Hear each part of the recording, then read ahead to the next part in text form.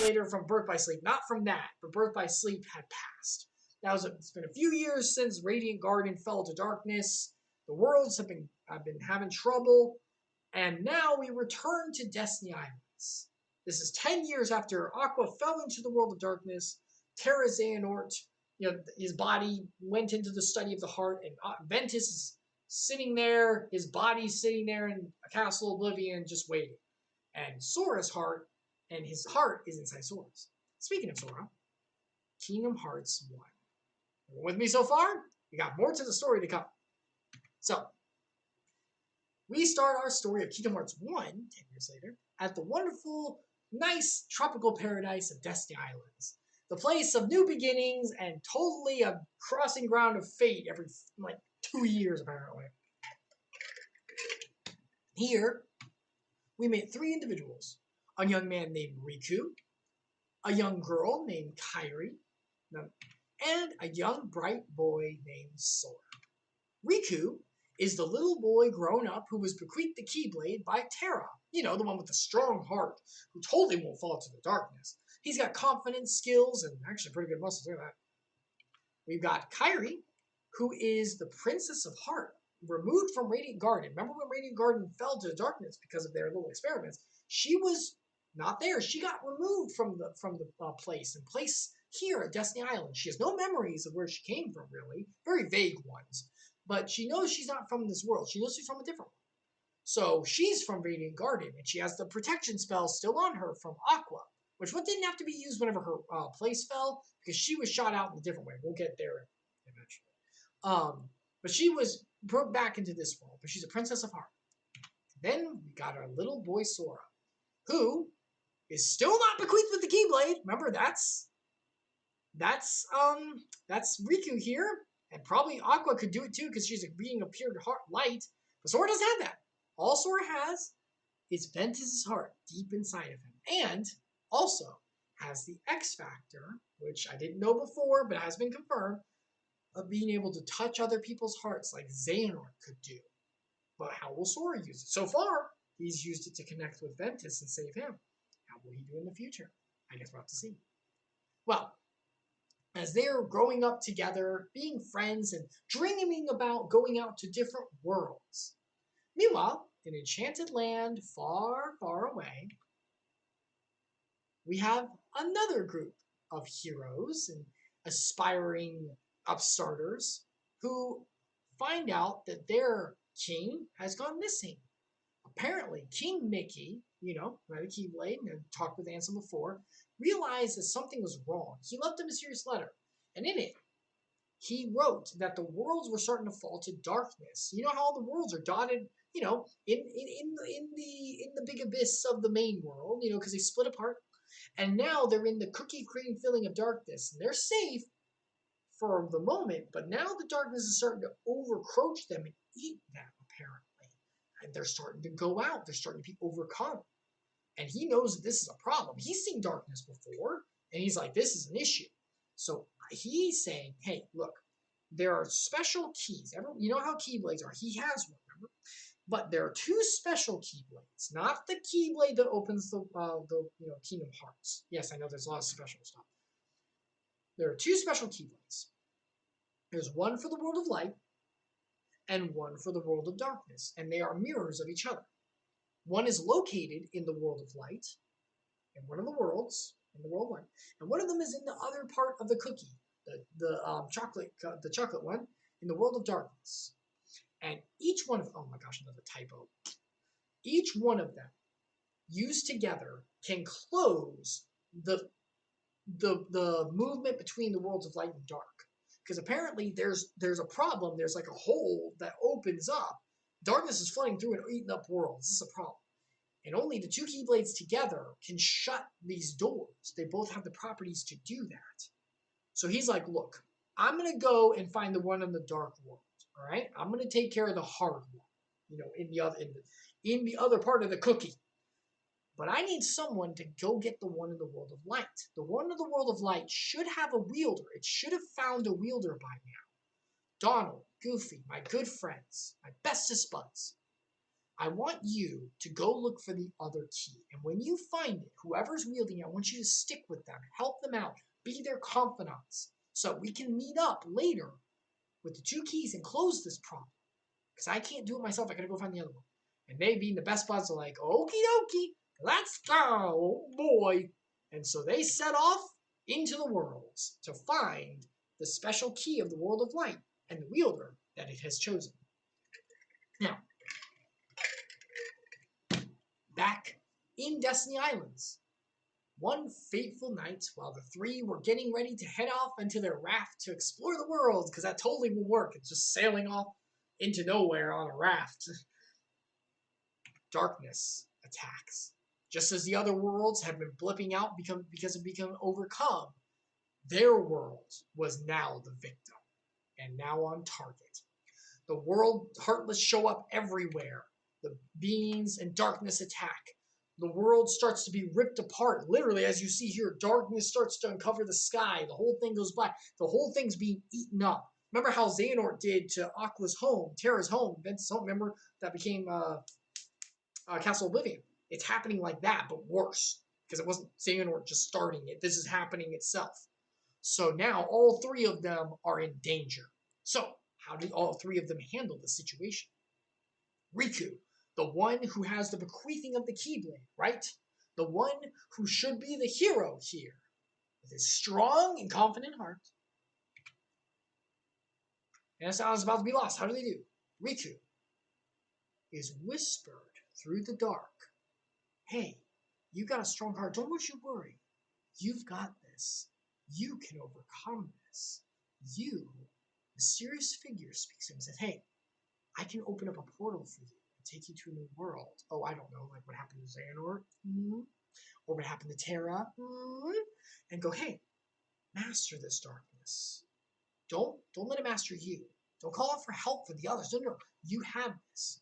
And Riku sees an opportunity to explore worlds he's wanted to for so long, and the control he's always wanted to do that. And says, hey, I'm the main character here. I got this. Sora, join me. Sora's like, no, that's not right. Then I will go on my own. And he leaves. Kairi. Sora runs to find her, and Kairi's body looks zombify-ish. It disappears, and it flies into her. Her body and heart are ripped apart from each other. Her heart is lost as her body gets flung to the corners of the world. You know, the big W, all the worlds. And her heart, because of her heart, which is thought to be lost here, but instead of being lost, remember the protection spell, Best Girl Aqua, doing her job, trumping Xehanort's plans. Put on Kairi, it activates. And being the only light left around here, because Riku's screwed off, and there's no one really else on the island, because the island's away from the mainland, so the island, the only light left is the sweet boy Sora. And Sora has accepted a heart before now, hasn't he? Like Ventus.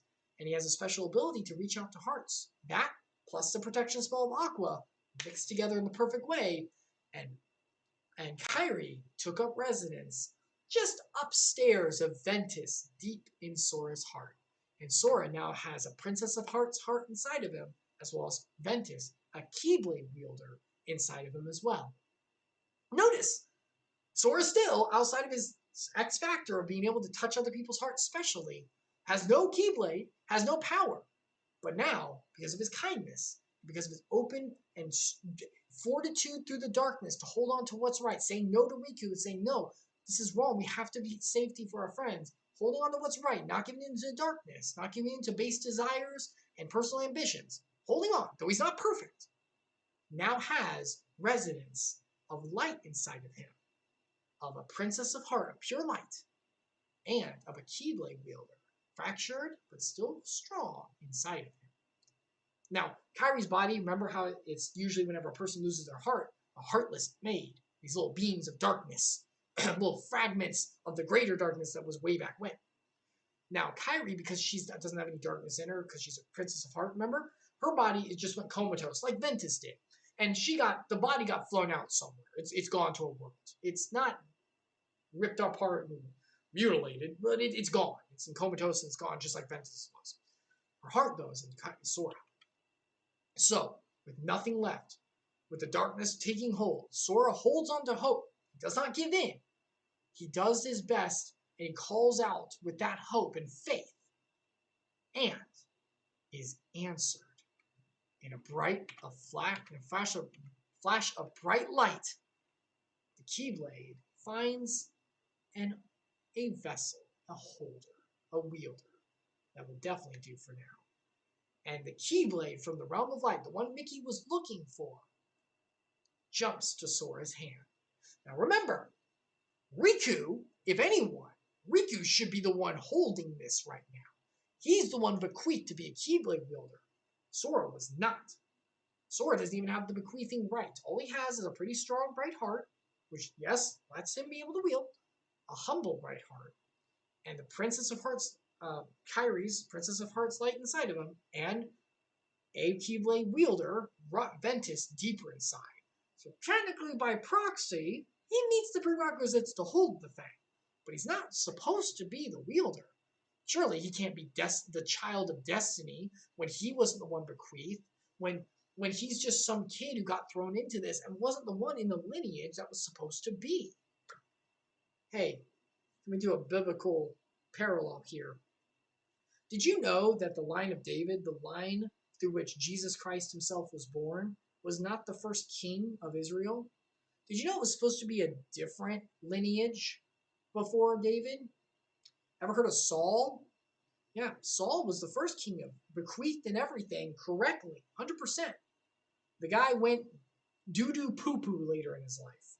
He turned away from the Lord. He was good at first. He turned away, like Riku. And so God sent his prophet and said, hey, I want you to find someone. It's going to be someone small. It's not going to be someone that Israel wants at first. It's going to be someone small and humble, someone bright, small, and humble. But this king in the making, I will bequeath with my grace for his faith that will lead him through. Not perfectly. David made terrible mistakes. We'll get there. And Sora will. We'll get there. Apologize to Doll and Goofy. Kingdom members. But is still faithful and holds through all of it. This is the David of our story. Biblical parallels. All right, so with the Keyblade, he's able to fight off the darkness to an extent and protect himself, but it still envelops the world, and he gets shot off into the worlds with nothing but the Keyblade in his light, holding together as he goes through. Remember, between the worlds, it's all darkness soup. It's all cream filling of. It's all Oreo cream filling, but tainted by like chocolate all through it. He flies through all the way to a new world, whereby instead Riku ends up pretty safely, nice and easy, in a really odd-looking place called Hollow Bastion. He looks around and realizes this isn't his home, and realizes he's made to a new world. He doesn't see Kairi or Sora anywhere, and he's like, why didn't they follow? I don't understand. Maybe I should help them because of my strong heart. And there he's visited by someone who takes an interest and sees potential in him and goes, hey, I'll help you find your friends. If you help me, let's be allies, shall we? And Riku says, I see strength in you. Strength and power are how we protect ourselves and our loved ones. That's all that matters. I'm learning, so yeah, let's do it. Starting to see a parallel between him and the one who bequeathed him? Terra? Anyone? Yay, generational trauma. Sora, however, ends up in a very special world created to hold those who lost their worlds as the darkness is growing. This world was specially birthed from the world at large in order to hold those who don't have a place to stay. This place was called Traverse Town. And Sora, holding this new weird key, ends up there. When he's there, he ends up in Traverse Town, and he's told about his destiny, about, hey, this key can defeat the Heartless, these beings of darkness that are overrunning all kinds of worlds. And you have to go lock the darkness away with the key. But he's like, I don't know how to do that. I don't know anything about this stuff. I just want to find Kairi and Riku, my friends. I'm worried about them. And on his as he's working around trying to figure out how to do, he's greeted by the king's right-hand man, Donald and Goofy, the best Disney boys. And they tell him about their ship, the gummy ship that is allowed to traverse through worlds safely, kind of like having a cloak or whatever. But it's a ship. It's a silly red, yellow ship, totally Disney. And they say, hey, if you come with us and look for the king, we're looking for our king, and you have the key that we need to follow. They see the key and they're like, hey, this must be the kid. If we follow you, we'll help you find your friends. And Sora's like, sure. And so the three of them form a new bond of one for all and all for one. One that will see them through many, many hardships to come, and many that we will see as well. So with the trio now together, they traverse through the worlds, looking for the king and Sora's friends, and locking away darkness in each world. Because in each world there's what's called a keyhole.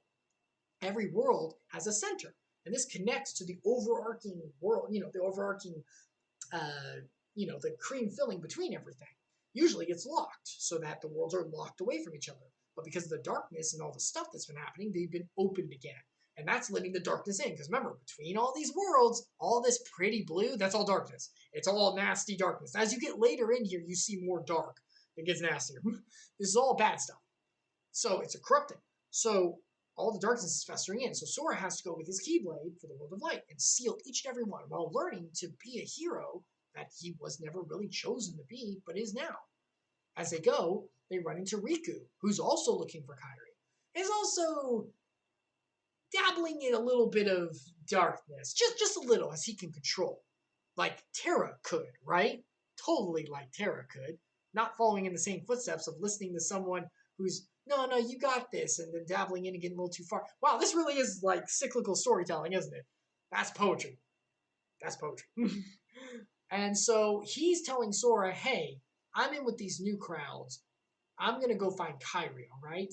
You can keep playing your games with your old friends. And Sora's like, oh, but Riku, and then Riku goes off and he's terrible. Riku finds Kairi eventually, but he only finds her body. There's no heart there. It's comatose, an empty shell, just like Ventus's. So he's distraught, and he wants to find her heart. Eventually, after sealing off keyhole after keyhole, learning about all kinds of things, connecting with people throughout all the worlds, taking the time to meet everyone and help them with their problems and listening, being fellowshipped by everyone going forward, Sora, Donald, and Goofy land in the final world that they can reach. It seems to be where a lot of the darkness is coming from, called Hollow Bastion. When they get here, they meet Beast, who's been separated from Belle. Belle is one of the princesses of Heart. You see, the princesses have been kidnapped from each of the worlds. Because Maleficent has been trying to gather them, because remember, Xehanort told her, if you get them all, you can open the Dark World. Guess who's the problem? Guess who's the initial issue for why this is happening?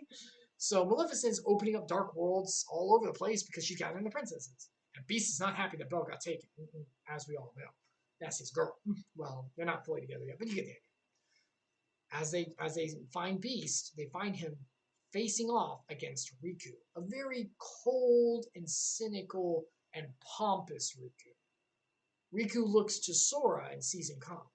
And he says, hey, Sora, thanks a lot for bringing it, Mr. Delivery Boy. I'll take that key now. And reaching out his hand, he grabs the Keyblade from Sora and it flies to him. Remember, Riku was the one who was bequeathed to be a Keyblade wielder by Terra.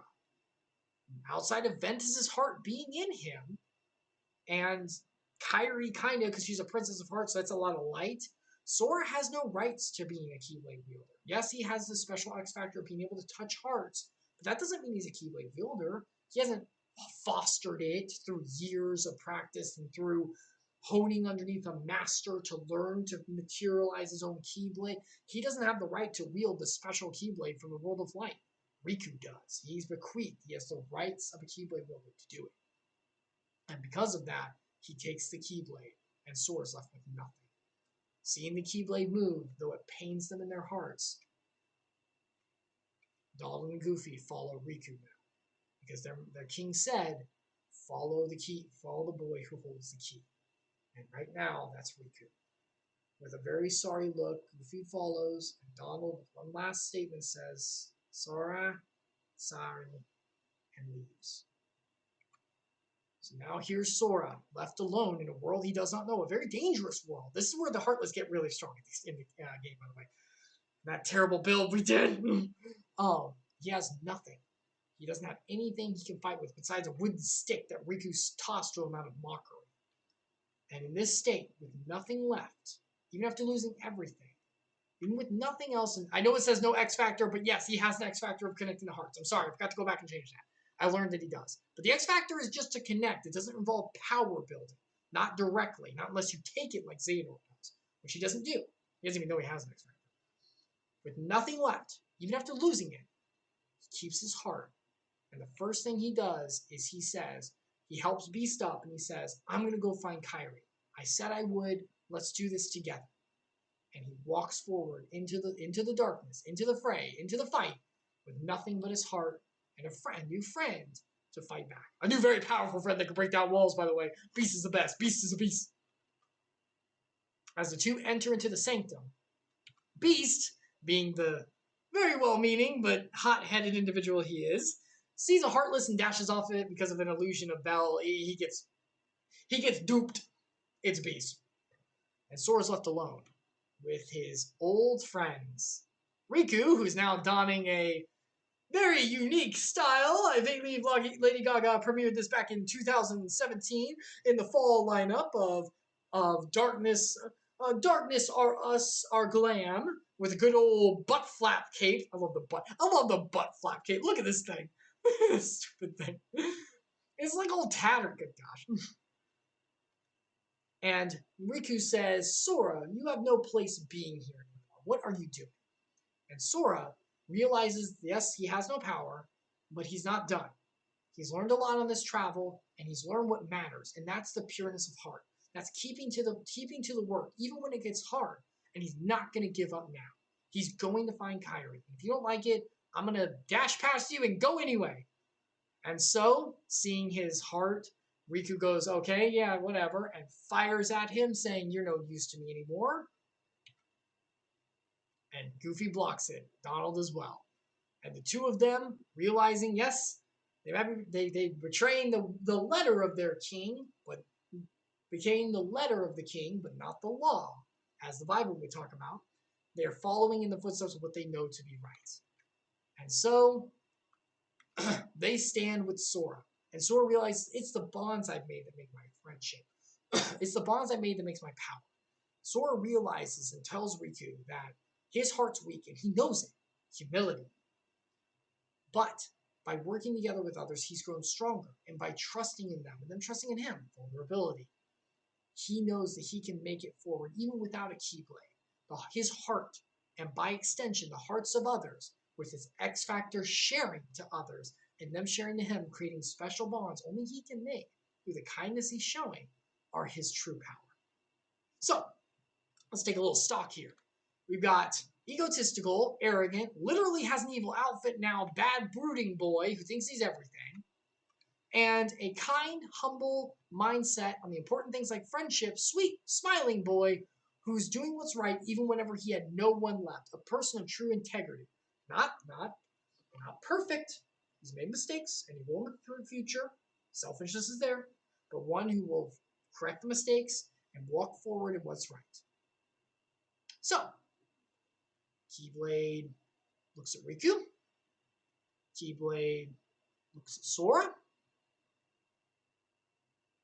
Looks at Riku. Looks at Sora. And says, what?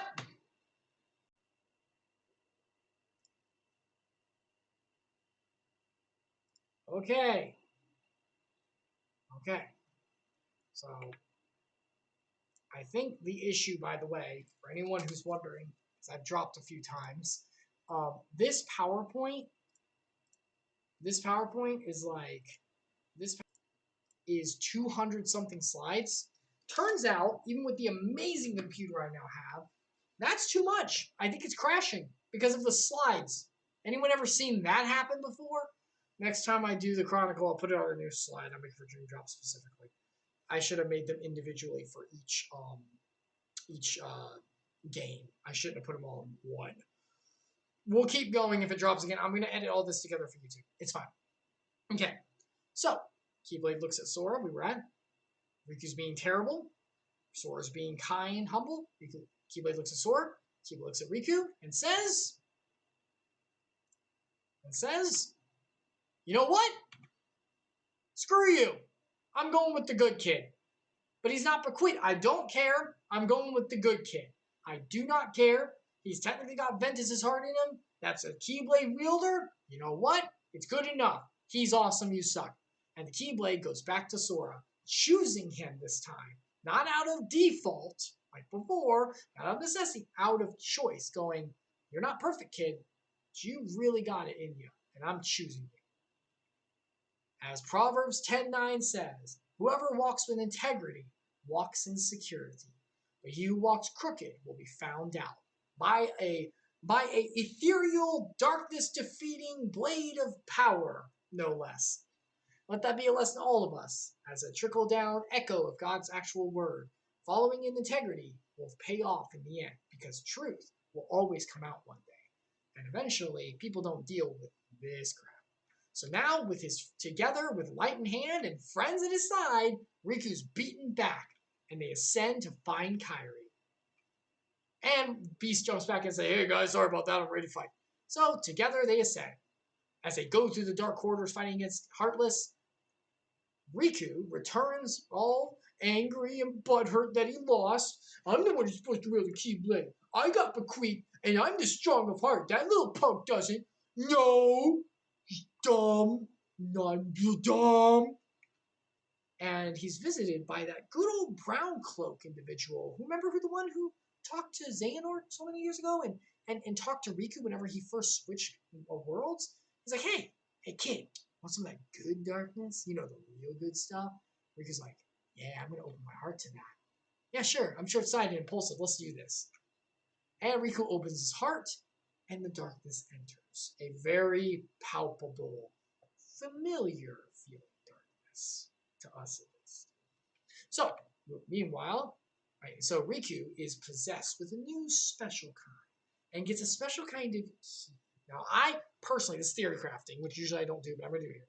I personally think this key is like a prototype for the Keyblade because it has the ability to unlock hearts directly.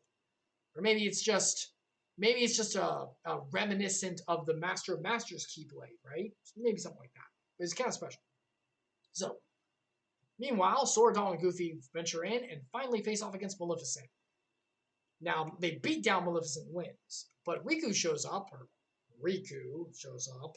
and says, hey, do you need some help? Here, let me unlock your heart to the darkness. She fully lets it in, and the good old-fashioned dragon shows up. This was a pretty hard fight, but thanks to Tinkerbell's amazing abilities of keeping Peter, that garbage, tiny, stupid, never-grow-up brat outside, and actually doing real work for us as well, we're able to heal through all the flames and beat her down. And thanks to Sora, Donald, and Goofy, they win the bout. Now, they chase forward to find Kairi, and finally they find her after Riku disappeared again. And find her, but she's not responsive. She's not moving at all. They also find this big thing here. This is the Keyblade. This is the keyhole of darkness for Calabastion. And this is what's connecting to the rest of the world, so let all this huge amount of darkness through. Like just an open gate for a flood of disgusting filth of flesh and terribleness. So they gotta close this thing. But they can't. Sora tries to close it, but it doesn't respond. And it's because all the Princess of Hearts, they see everyone else, by the way. Jasmine, Belle, Sleeping Beauty, Aurora, Cinderella, all the other Princess of Hearts are there. And they're all trapped and powering this thing. But they need one more to fix it, make it whole, and then they can seal it. And there's one more Princess of Heart left, and the heart's not here. Or is it? Riku shows up again and introduces himself as Ansem, Seeker of Darkness. Now, back whenever everyone first played Kingdom Hearts 1, and this was the first game, we all went, oh, that's the bad guy's name, Ansem. Now, we know Ansem is the one guy who was the scientist who studied the heart, right? Remember back in in Radiant Garden who was Mickey's friend. And he specifically said, I'm not studying darkness. Now, he did try to do vengeance later, right? Remember, because he wrapped himself up in those red bandages because he fell into the world of darkness and all that because of his apprentice. Remember, Terra possessed by Xehanort's, Terra's body possessed by Xehanort's and all that. But we know this isn't him. This is not that guy. It's not. Instead, what this is this, my dear friends, is Xehanort's Heartless. You know, remember how Terra lost his body? Well, Heartless is created. His Heartless, which was masked after Xehanort's influence, once again, is what possessed Riku's body here. He introduces himself as Ansem, as a mockery to his old teacher, Seeker of Darkness, as it were. This is Xehanort's Heartless. And he tells Sora that Kairi is a princess. She's a princess of heart. And she's the last one needed. Sorry. Her heart's now lost and she's asleep. She's in comatose because it's gone. And her heart's needed to open this door. So you're not closing it until it's open. And Sora's like, where's her heart? Well, because of the protection spell put on by Best Girl Aqua, her heart, as Ventus before, was housed inside Sora whenever their world was lost. So Sora's told that. And Kairi's heart is inside Sora, safe but trapped in there. Just because it can go in, Sora's able to share hearts, right? He has that X factor. That doesn't mean he can just open it and close it all the time. Maybe he could if he really trained. I don't know, but we don't even know that yet. But not now, not this early. So he doesn't know how to get her out. And Ansem's like, well, I'm gonna force her out, and I'm gonna use her to complete the dark keyhole and unleash all the darkness. But Sora says, heck no, and fights him off in a very difficult battle.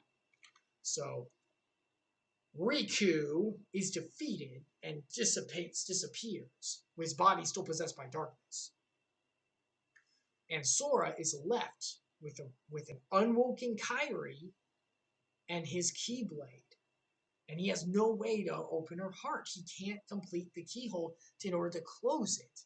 The bad guy wanted to complete this Let Our Darkness out. He wants to complete it so he can close it. He can't close it if it's incomplete. The key won't fit. Even though it doesn't beam of light, it won't fit. So, what does he do? Keyhole's not complete. It needs all 7 Princess of Heart. Even though Kairi's is right here, it needs to be in the right body so she can do the right thing and open it. Sora can't do it. It doesn't work proxy that way. If he was better with his X Factor, maybe. But right now, no. And Kairi's still in a coma. Heart lost inside Sora. What do we do?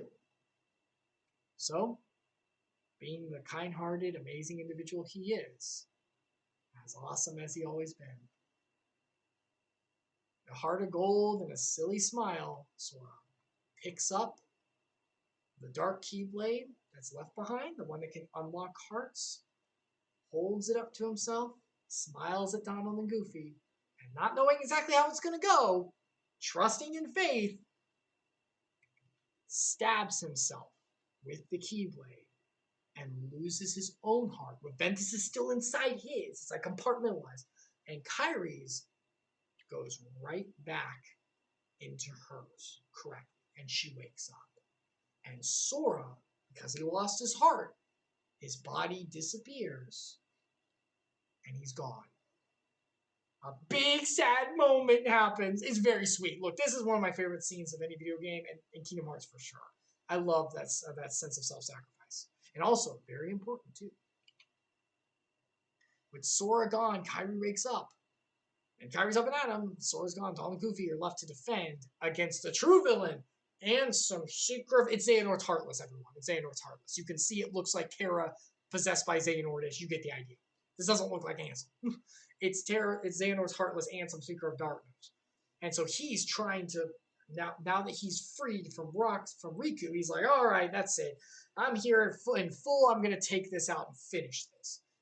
Do be note, this is the only Heartless that has a conscious and sense of self-will, by the way, we've ever seen. Everything else is like being kind of thing. Well, one of the only ones. So Xehanort tries to take Kairi by force to finish the keyhole in the way he wants it. But it's totally his real name, just go with it. It's Xehanort. But Riku, being stubborn as always, still being the body that's technically possessed to allow this guy to appear, holds him up and says, I've got him, go. Riku, finally making a good time, a good choice, uses a strong heart in his somewhat immersed heart of darkness, just as Terra did to Xehanort before, and holds Xehanort's heartless, handsome seeker of darkness, back and says, you guys get out of here, go. Now, you may be asking, wait, Riku lost his heart, why isn't a heartless created? Riku's heart wasn't lost, it was overcome like Terra's was, so no heartless was created for that.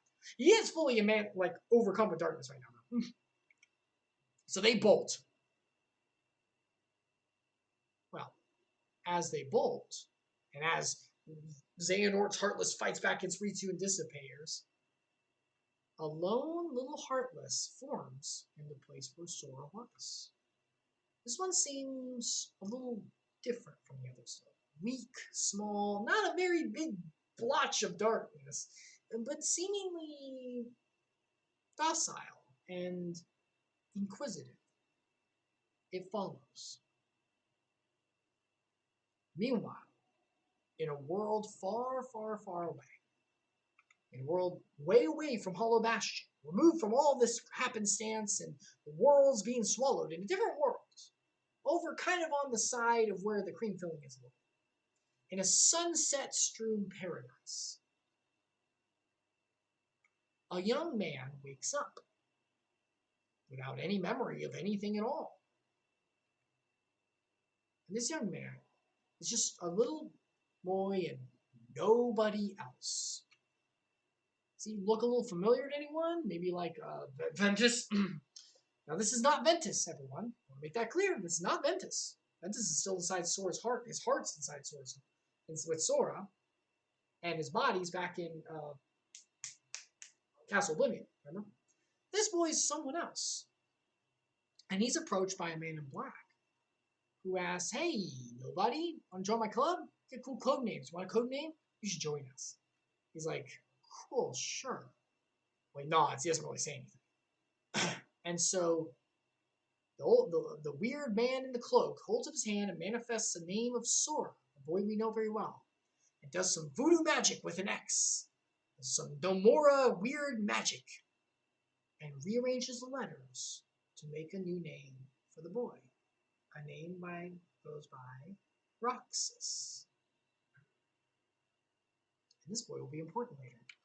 Or won't. Meanwhile, back at Hollow Bastion, Dawn and Goofy are fighting off the Heartless hordes on their own, when the little Heartless from before, the little small one, shows up and goes to Kairi. Now, Donald's trying to beat it back, but it doesn't seem hostile. It seems curious. It seems interested in following her, like it's following a light. And Kairi notices that. She notices something different. Now, unfortunately, the others aren't so docile and start to attack in full. And they even start to attack the little one that seems different. It's like they're going for the little one and Kairi. So with Dawn and Goofy held up, Kairi does the only thing she can and covers this little one, holding it together, thinking it reminds her of someone else, someone she loves. And as Kairi reaches to protect in faith, her powers of being a princess of light activate and connect with the lost light of Sora. See, the Heartless that was there was Sora's. That's why it was so small and dinky, because he has darkness in his heart. He's not perfect, but he's a good being. He's a sweet boy. He doesn't have too much. So his Heartless is pretty weak and actually pretty coherent. It's he and Xehanort's Heartless are the only two Heartless we've ever seen that actually kind of had their own will outside of let's attack. Great. Actually kind of had it. It didn't talk, but it had a will a little bit. And Kairi felt it. And she connected with Sora's X factor of connecting hearts and brought him back. Now, it's interesting because Sora's heart's back right there, right? And Ventus is inside too. We know that. But Sora lost his heart. Is that his body? That's his body, right? His body's right there, right? Yeah, his body's right there. So I guess everything's where it should be, right? What about the kid with his name that got rearranged? What was that? Well, we'll get to that in a little bit. But first, Kairi brought our boy back, and they're more Heartless, so we have to leave. Time to bail. We'll deal with that later. So, everyone retreats back to Traverse Town, and as they do, Sora says, I gotta go steal off that keyhole. Now that you're awake, The keyhole should be complete now, but the other princess is still stuck there too. I gotta go save him and close this keyhole. And so Kairi gives her a good luck charm that she made back at their Destiny Islands, back from where they're from, and says, "It's a good luck charm. Be sure to bring it back to me." And Sora promises, "I will." So with promise in hand, Sora heads back through, all the way through all of Hollow Bastion again, with Donald and Goofy, and goes to seal this keyhole. With all the princesses of Heart awake, he's able to close the keyhole and shut it down. But the darknesses are still here eroding the world, so what the heck. Apparently, while most of the darkness was filtering through here, there's a new source a little further down the way. And this further down the way place is way down the way. We're talking the boonies. We're talking the bad part of town.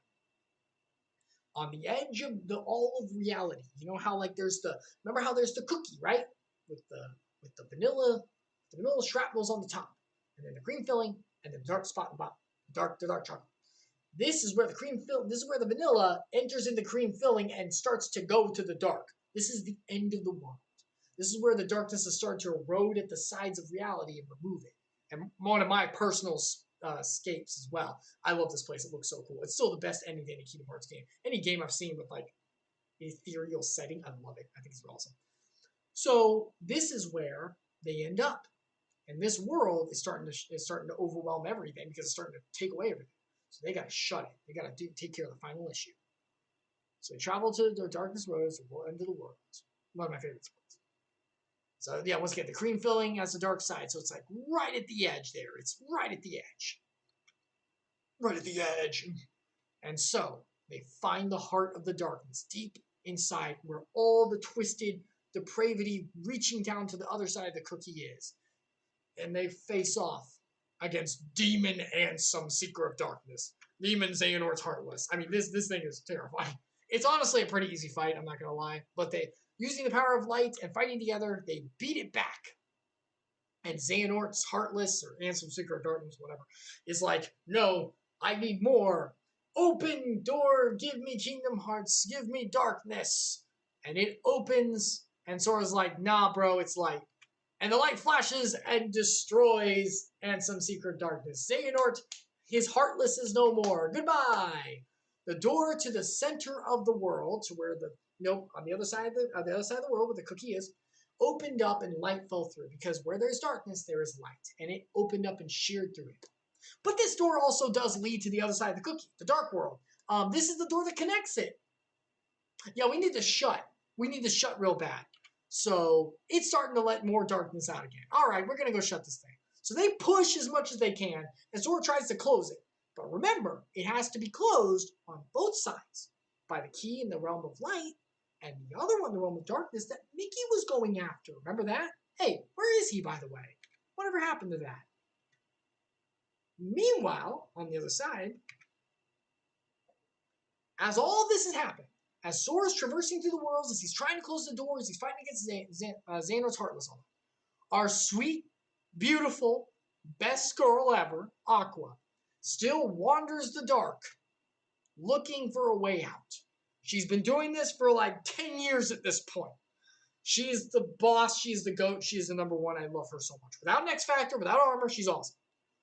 So she wanders for the last 10 years, still holding on, but she's starting to struggle more. She's starting to see more of her own darkness starting to fester with the rest. She's starting to have doubts, because, man, we are not perfect, are we not? And she has to fight off against these beings she's never seen before. She's never seen True Heart, but she only fought against the unversed little crappy things. And these things are strong in this realm, by the way. This is their home. So she fights back as best she can. And she sees visions of the past friends that haunt her as well. Visions from Terra, whose heart is connected to the darkness. Visions of Ventus, who she left behind. And she fights back as best she can. She's starting to falter more and more. And just as the huge amount of darkness starts to overcome her, she starts to give up. It's been 10 years. Even the best of us would at that point.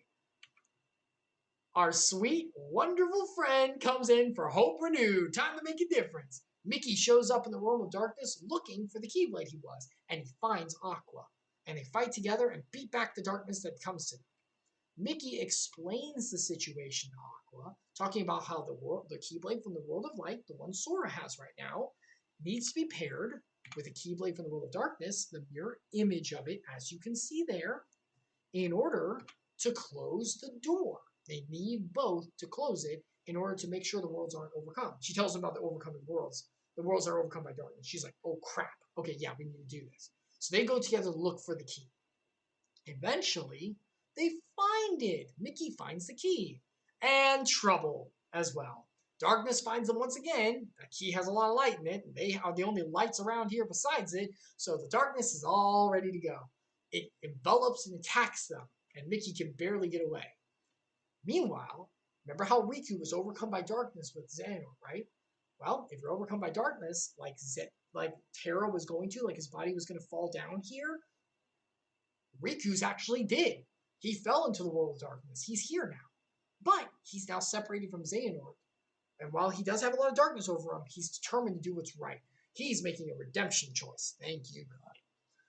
And so he runs to the other side of the door. He hears Sora. He's like, hey, I'll close on my side. Mickey's here. We got this. So Mickey's like, okay, I got it on my side. But the darkness is here. Riku can't fight. He doesn't have a Keyblade or anything. He's got a strong heart, but he's overcome by darkness right now. It's pretty bad. I've got the key, and I can fight, but I got to close this door. So, in order to hold off the impending tide, once again, the gorgeous, beautiful, selfless, amazing, incredible Master Aqua makes the ultimate sacrifice and holds the darkness there, going, I will hold this. Go close the door. Go with that boy, who I recognize because she did meet Aqua. All right, so Aqua, with being the best girl she is, the most amazing, she holds them off as together from both sides, Sora closes the door on his side and Mickey closes the door on his side. And with the door shut, the darkness stops. There's some left, of course, in the world itself, but the big world, the big overarching world is saved from overflowing darkness, and the day is won. But at what cost? I promise we will save you. We will save you, Aqua. As Aqua falls deeper into the dark, as she has to save everyone else. That's small. So the big world is saved. Aqua's lost, and King and Riku are somewhere out there because they were locked on the other side, and so they were carried out somewhere else. So now we've got work to do, boys, because we have to go find King Mickey because he got locked on the other side, and Riku as well. And now we've got to go do it while retraversing through the worlds. Oh boy. Well, that's where we enter the next section, Chain of Memories, as well as a little bit into 350 over 2 days. There's a little bit of overlap here, but not too much. So, while our trio and Jiminy, of course, are looking for their lost friends throughout the worlds, someone, or rather nobody, was meeting his new home and learning what his future would be as well. Remember that little boy, not little boy, but that kid that got the team from before, who had Sora's name that got rearranged. Roxas, was it?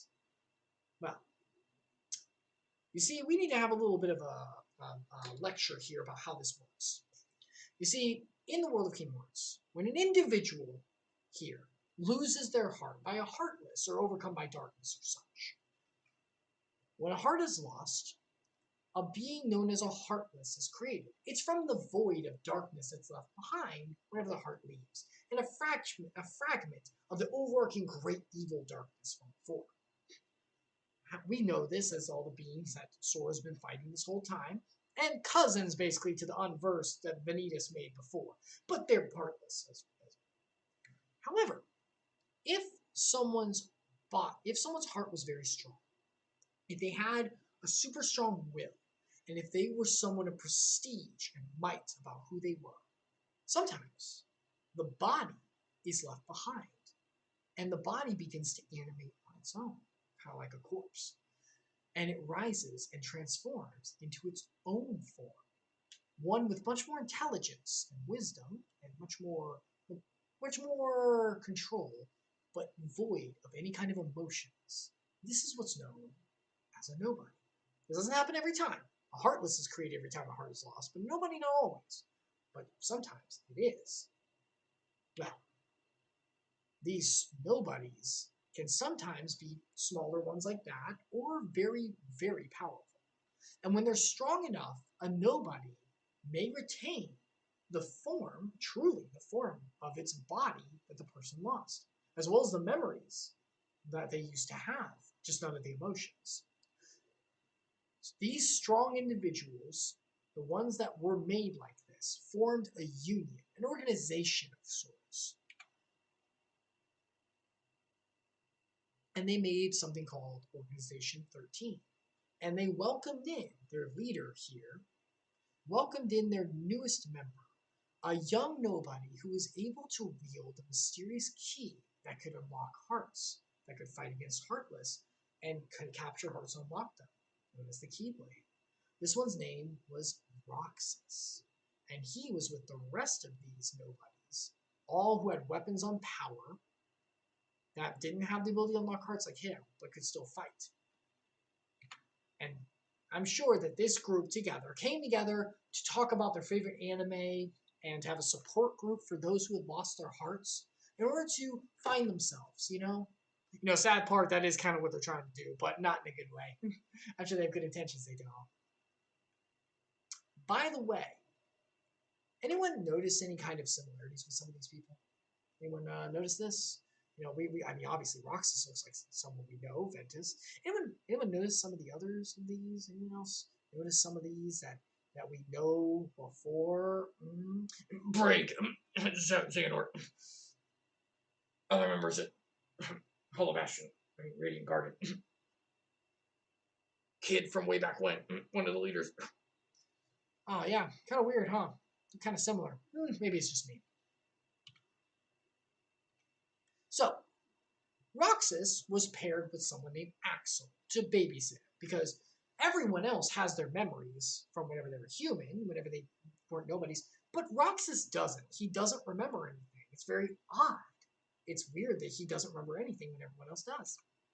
Axel is stuck with babysitting the crew, who's pretty dull with personality. He's pretty boy. He's pretty few. Kind of like Ventus whenever he woke up from his time travel. So he decided to take him to his little trip around the world, seeing new sights and experiences. And through this, the two become something akin to friends, actually. It started from a bond, but they don't have hearts, so they can't actually form a bond. It's not real. It's just pretend. They're pretend. It's placebo. So, and they also have lots of ice cream together. So that's a thing. Now, this organization came together in order to make a new goal. They were trying to work on something together. And they all had missions that they'd work on, and Roxas went on his own. Just as they seemed to settle, though, for Roxas within this new organization, a new member joined, another new one. Number 14. That's weird. I don't remember this part of the story, guys. God, why? The PowerPoint's already too big as it is. Why? And it's causing problems for the computer. Why didn't I cut this out? I don't remember this person from the story. Who is this? Gee, I don't remember who this is. Shion? Huh. Don't ring a bell. It's weird. Well, apparently someone named Shion joined. Weird. I'm very forgetful. Seems like a forgetful character. Well, also she seems. I wrote here she seems familiar. What do you mean familiar? I don't remember this character. That's weird. I guess she kind of looks like, like Kyrie a little bit. Maybe someone like, that's weird. Nah, I'm probably looking into it too much. So, normally, when a nobody is made, a heart is lost, nobody's made, right? So, nobody's made from someone who loses their heart, right? If they have a strong personality, right? And this nobody is an individual without a heart. They're like a body only. They're like a vessel, an empty vessel. But they have the memories. So, the leader of Organization 13 goes to his number one scientist guy. He's like, hey, I got a project for you, special for you. I want you to do something called a replica program. I want you, I like, well, technically he was already doing it. This guy was already doing it. I've got a program that can make replicas of people. It's like a fake body, a faux body that you could put a soul into, or like a heart into. And he's like, I like that. Hey, I want you to manufacture a body, memory of data from the source. I want you to make a special replica here. I can already see you made one of, oh, sorry. made one of Riku here. You already got one made of a boy from Data that you got there. I want you to make one. How do they get Riku's data? We'll get there. I know you can make it from other people. I want you to make one of some other data we've acquired. Some very important data. Some very important data from a very important boy that we have a connection to. On this thing. Who is this? What's happening with that? Oh, she's a replica. Oh, that's okay. So remember her though. It's weird. So Axel says that he's got to be called in for work. He's got to go somewhere special for a special assignment. He's kind of like the special ops of the team. So he's like, hey, look, I got to go. Can you take care of the newbie mom god like I took care of it for you? He's like, but babysitting, there goes my summer vacation. That'll be appropriate later. He's like, now you know how I felt. Have fun. So Axel leaves the number 14. What was her name? Shion, I guess, with Roxas. Roxas is like, oh boy, that sucks. So they go off to do their thing. Meanwhile, well, we remember this place, don't we? This is Castle Oblivion. This is where our boy Ventus's body's left. Everyone remember this place? Oh no. Well, you see, these jokers, members of the organization members, were set up shop here. They found this place. And they know by their boss that there's something important here. We got to scope this place out. While they're scoping it out, they find no one, a little nobody by the name of Namine. Now, Namine is very, very special. And she has special powers that they're thinking to use for their own gain. A very nasty game. So Axel comes by as he said, hey, can I join with you guys? Huh? You have your own club? With Keyblade, the breeding boy? How about that? And he's on special orders. The reason Axel's here is because his best friend, old best friend, the right-hand man of the boss, said, hey, these guys aren't feeling very good. I got sus feelings about them. We got some imposter syndrome here. I want you to kill them off. They do any nasty plotting, okay? And Axel secretly is the cleaning man of the organization. So he's like, sure, whatever. So he's here to make sure these jokers of the organization don't try to do their own thing and break off and get their own amounts of power.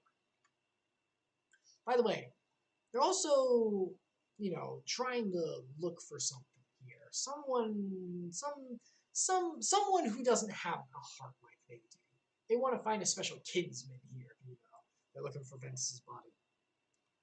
Well, this place, obviously, if you couldn't tell, is Land of Departure, Aqua, Terra, and Ventus's home that was transformed into Castle Oblivion.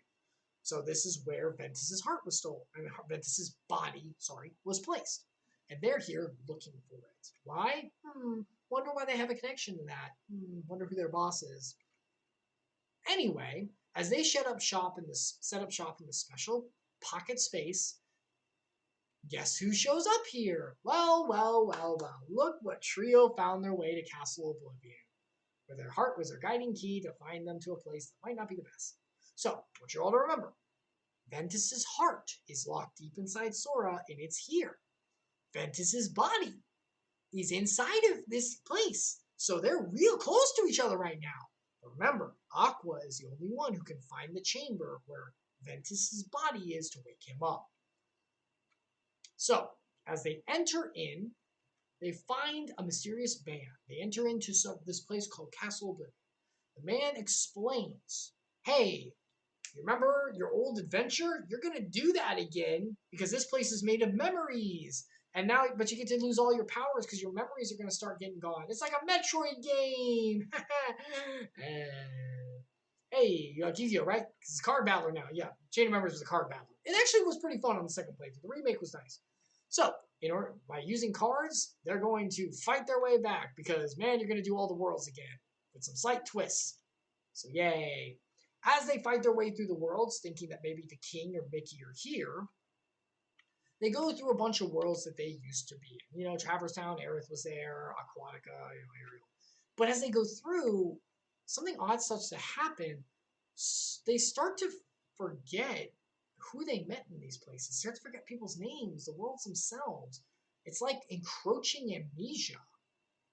until they finally get to a last world that they don't even recognize. Now, we know this is Hollow Bastion. This is where the crap went down, right? Sora lost his heart and all that. But they don't remember it. The reason is, it's like a new adventure for, for them. For us as a player, we, remember it also. It's all the same places. The card battling made a difference. Well, this little Spitfire here, I don't like her, shows up and starts to throw nasty insults at our boys. And she's the worst, by the way. Her name is Larxene. She's the worst. You can call her the worst. That's enough. That's fine. So she shows up and she explains, hey, you guys are going to be starting to lose your memories here, but you can't remember your friends. Ha, ha, ha, ha. We're here as the organization, and we're going to screw with you, I guess, and do bad things. Ha, ha, ha. Sora's like, you suck. And then this boy, called Vexen, shows up. And he's like, hey, I'm the scientist here, and I'm going to be conducting some experiments in this memory chamber place, and you're going to be my test subject.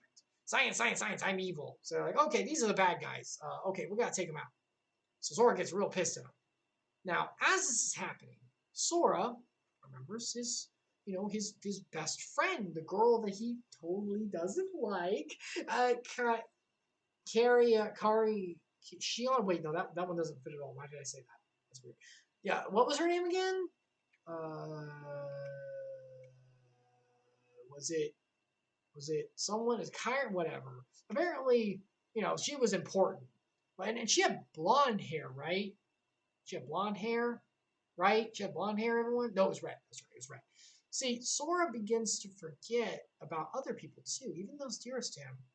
And someone else begins to take the place of the memory. Meanwhile, while all this is going on with Sora and them, entering from somewhere between the realms, the cream filling, between, where they were kind of stuck between, into the basement floors of the Castle Oblivion. Sora and them are on the upper floors. In the basement castle, entering into there, is a familiar face who finally made his way through. Thanks to a special connection to darkness, Riku found his way, our brooding boy.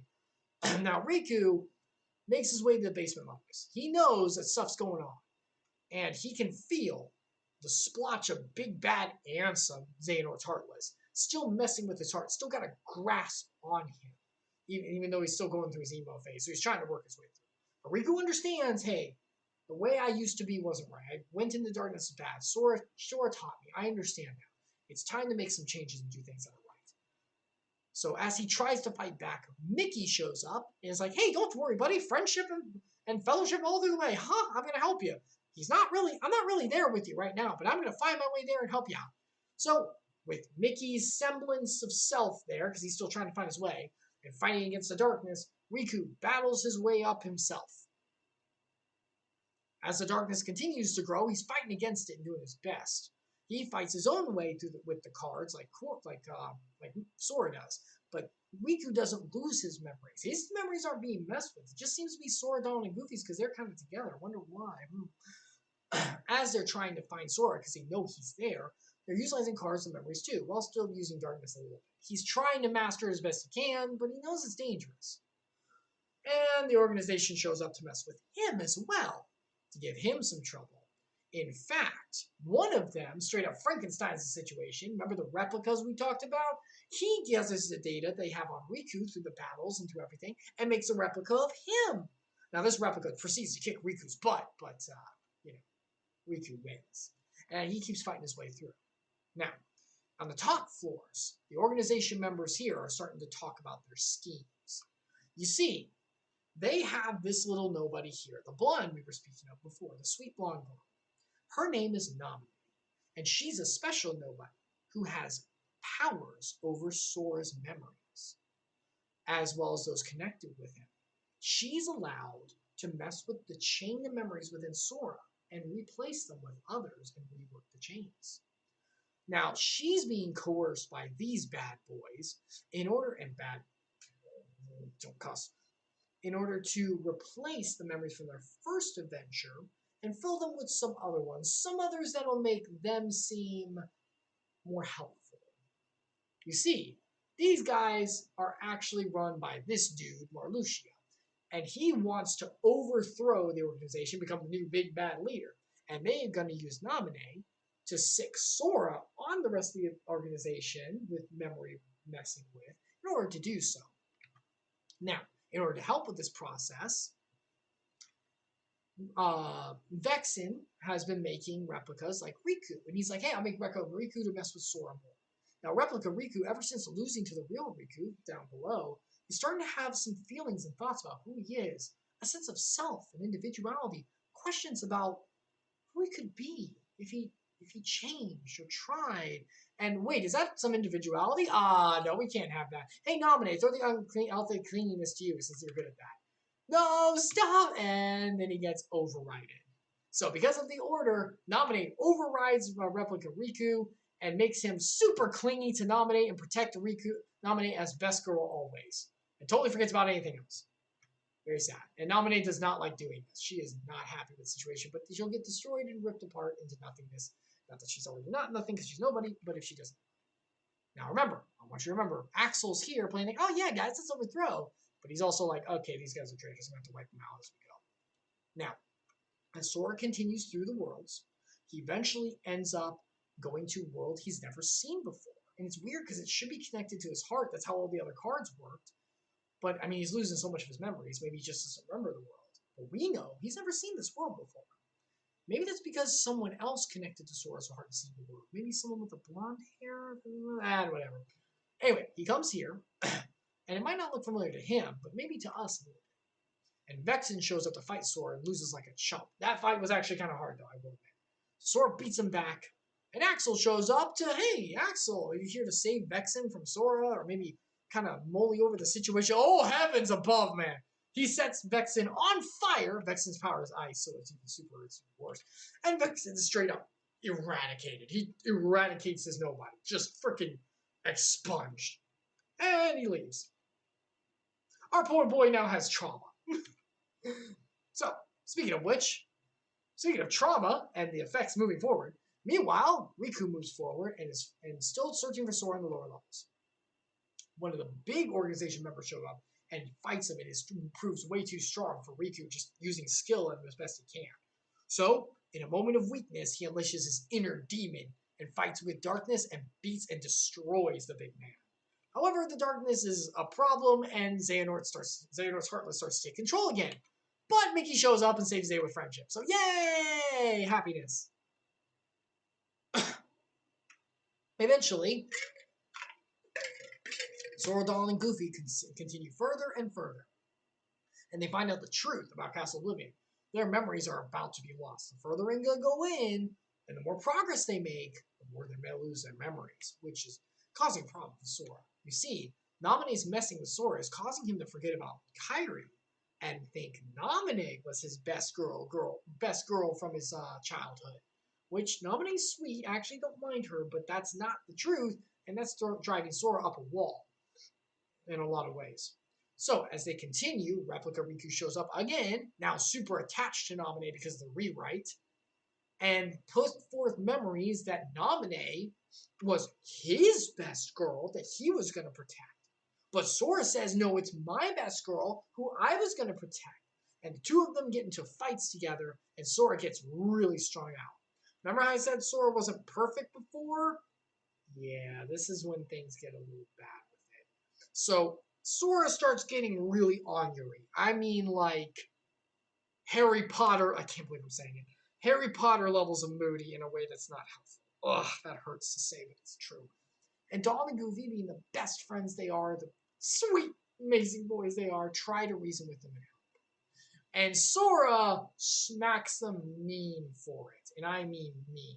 He is super mean about it. I'm not going to show the clip again, but because I'm not going to chance pulling up YouTube and everything. But you go to Icarus_Redeem, go to Chain of Memories, go to part 8, and go to around, it's 1:13, 1 hour, 13 minutes in. Go to that. And then, well, you know what? I actually kind of need to show it anyway. So, give me a second. Please don't, like, crap out on me. Hold on. I'm going to get it. I had it up, but the system's restarted like 5 times. In fact, it might be in my history. Yeah, it is. Okay, excellent. Make this full screen.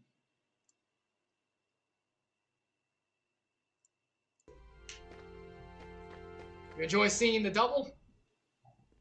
So then this happens. I don't understand what's going on. Yeah, you and a bunch of the people in the Let's just plot. keep moving, okay? It doesn't matter. I think it might matter, Sora. It does matter. Yes, Donald's might be right on this The one. two of you have the same memory. You can't both be right. I'm wrong. Fine, then don't believe me. Sora, come on, man. That's not what he meant. We're just kind of worried. Let's cool down, buddy. Then let's ask Naminé. That should clear it up. Look, we don't have time to sit around, so let's go. Sora, we're starting to get a little... What happened to you? What's that mean? Well, you always get real touchy when it comes to stuff about Naminé. It's almost like you're a But before we preteen. came to this castle, you didn't even remember what her name was. Now Naminé's the only thing you talk about. It doesn't make sense. Maybe you should just slow down and think ahead about some of these things. Use Goofy's advice, Sora. Let's take a moment. What is the matter with you guys? Do you want me to abandon her? No, that's not it. Let's just take Do a whatever moment, you want. Sora. You can lay back and take a nap for all I care. Sora, I'm gosh going to dang, find my Naminé. pure boy. All right. Well, now you're starting to be the brooding boy. It's like one of the biggest Disney things. uplifting isn't good enough here. Oh, Naminé. Wow. What is going on? You're all that he's got left. So then, if you don't stop this, no one will. But it's too late. You shouldn't give What's up too just late? yet.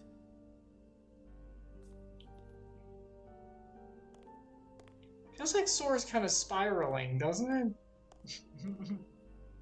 Say, Well, at least we can Naminé, save the girl. Have you noticed Marluxia doesn't seem to be around? What are you saying? Just that there's no one here who would want to get in your way. Axel? Playing both sides, baby. Is that a... well, go, girl, go! Bail! Make it count. So she runs Go, away go! and gets free. Freaking get out of this abusive relationship! Now Run! this should be interesting. Is he doing it for Try and make kicks? it enjoyable, Sora. It's the least you can do for me, you know. Do we owe you something? I might have a 20 or...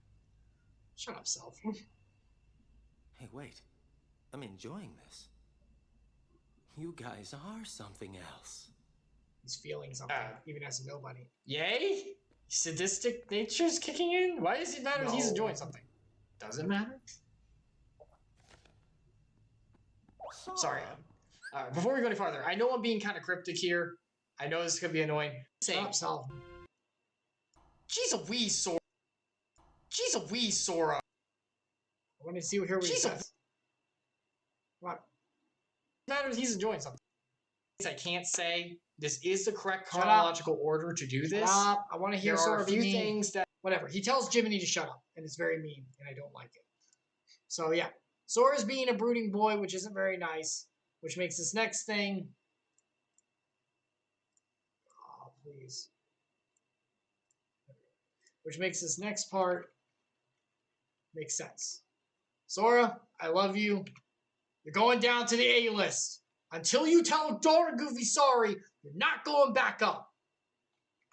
Also, who the hell are you again? Why is she up there? Anyway, now that we've gotten that out of the way. Yeah, so Sora B is a brooding boy that is very mean to Donald and Goofy, but they're trying to help him. And then he goes to the next world. Now, the next world he knows is Destiny Islands. It's his home. And as he goes there, finds himself in a similar place all alone, without Donald and Goofy.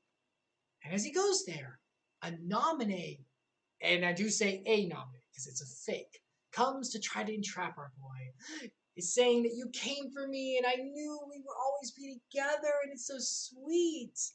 And Sora, being all out of strong, almost falls for it. However, the real nominee, who we saw got free, has had enough and she makes the right stance. Even with danger to herself, she does the right thing. And she says, look, I'm lonely because I was born to this world alone in Hollow Bastion. But there's no right to be picking up people's heads and forcing them to like me. Sora, that's not me. It's a fake. Don't do it. And with Namine's help, Sora begins to remember a little bit of the old girl, Kairi. That was her name, right? who he truly did care for. And with that, the illusion's broken, and one of the organization members is, revealed to be the problem, and Sora, beats him. Well, I mean, he's not bitten the dust, but he beats him back. So Sora finally moves forward and finds Naminé, the real Naminé this time. She's okay. But just as she does, Riku comes back for whatever round we're on at this point. Replica Riku, once again. And they fight, and Sora still wins, but Riku, fake one, isn't staying down. So Name initiates shutdown command, and she's like, that's enough. She shuts Replica Riku off, and he's out of the picture. All systems offline. And Sora's like, you shut off Riku! And she's like, that's not real Riku. And then, oh, shoot, she shows up. Then Larxene, the freaking piece of trash she is, shows up to rub it in. She tells Sora that it was all fake. Spills all the beans. Naminé's been messing with your memories. You never knew her in the first place. This Riku's fake. He's not even the one you love.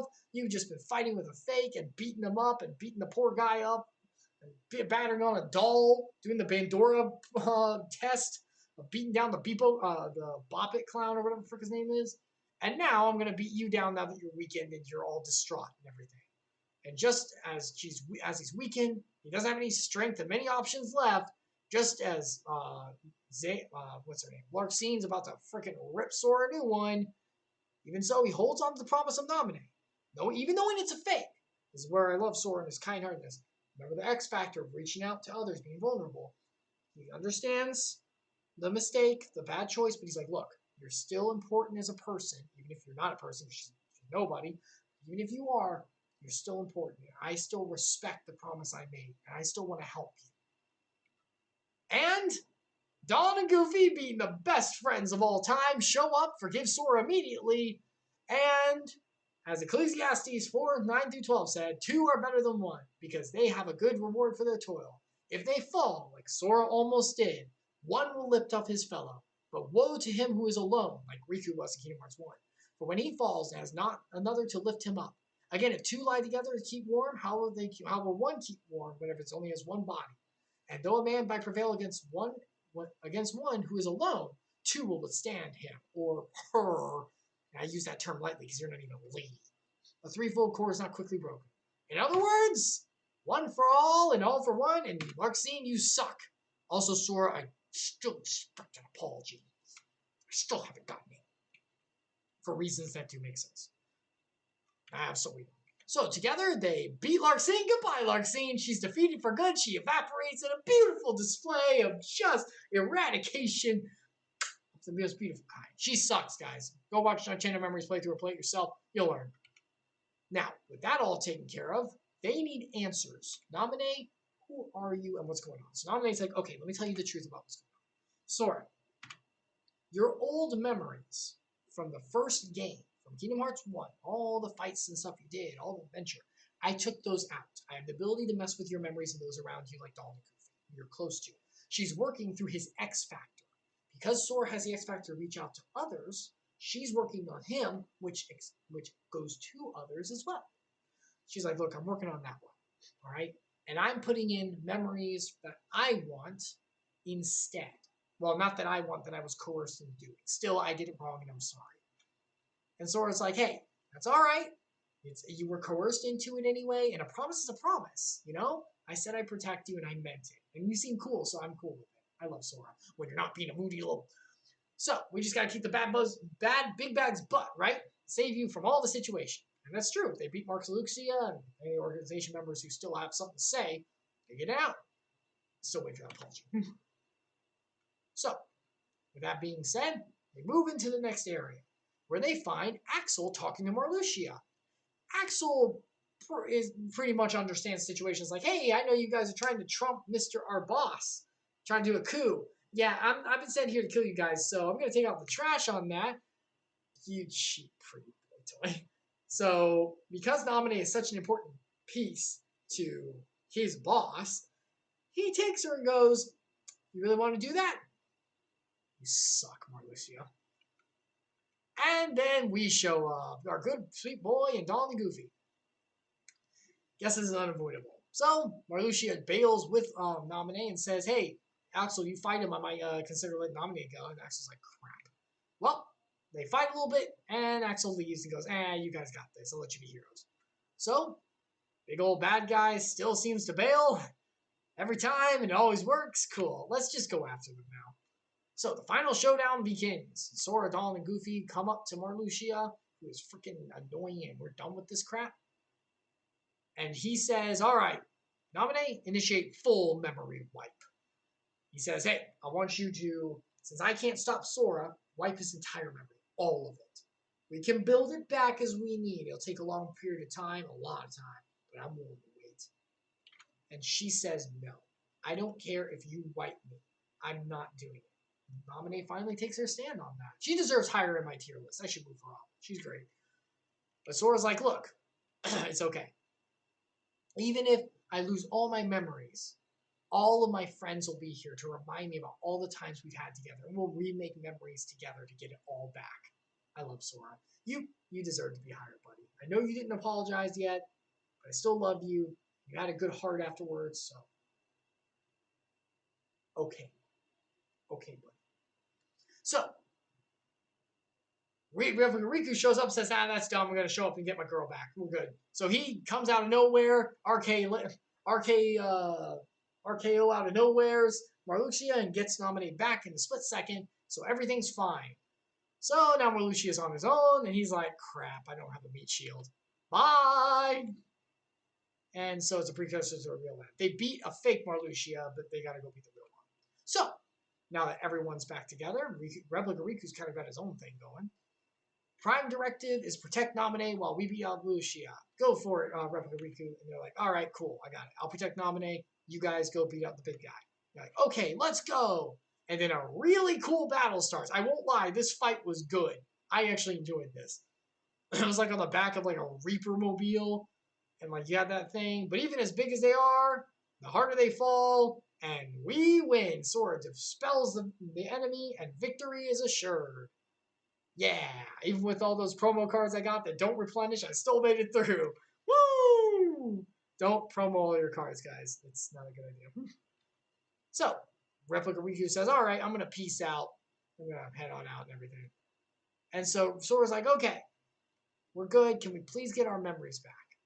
And so she's like, "Yeah, it's kind of bittersweet, though, because Nomura loves that." So, here's the deal. If Sora wants his old memories back, she can do that. It's going to take time, but she can do that. However, he's going to have to lose the memories of everything that happened in Castle Oblivion. That means all of Chain of Memories, poof, gone. Which means her as well. Which means his little outburst against the two of these, which means I'll never get an apology. So she asks him, "Will you keep the fake or lose it for the real?" And Sora says, "I love you, real please though." Okay, yeah, sure. He needs me, right? It's very sad, but look, we got to get those memories back. So Sora chooses to get his old memories back, even though he's going to forget about Naminé. So, welcome to Sora's new bed. This is where he'll be spending for a whole year while Naminé puts his memories back, because my God, it's going to take a while. Chain of Memories was actually a longer game than you expect.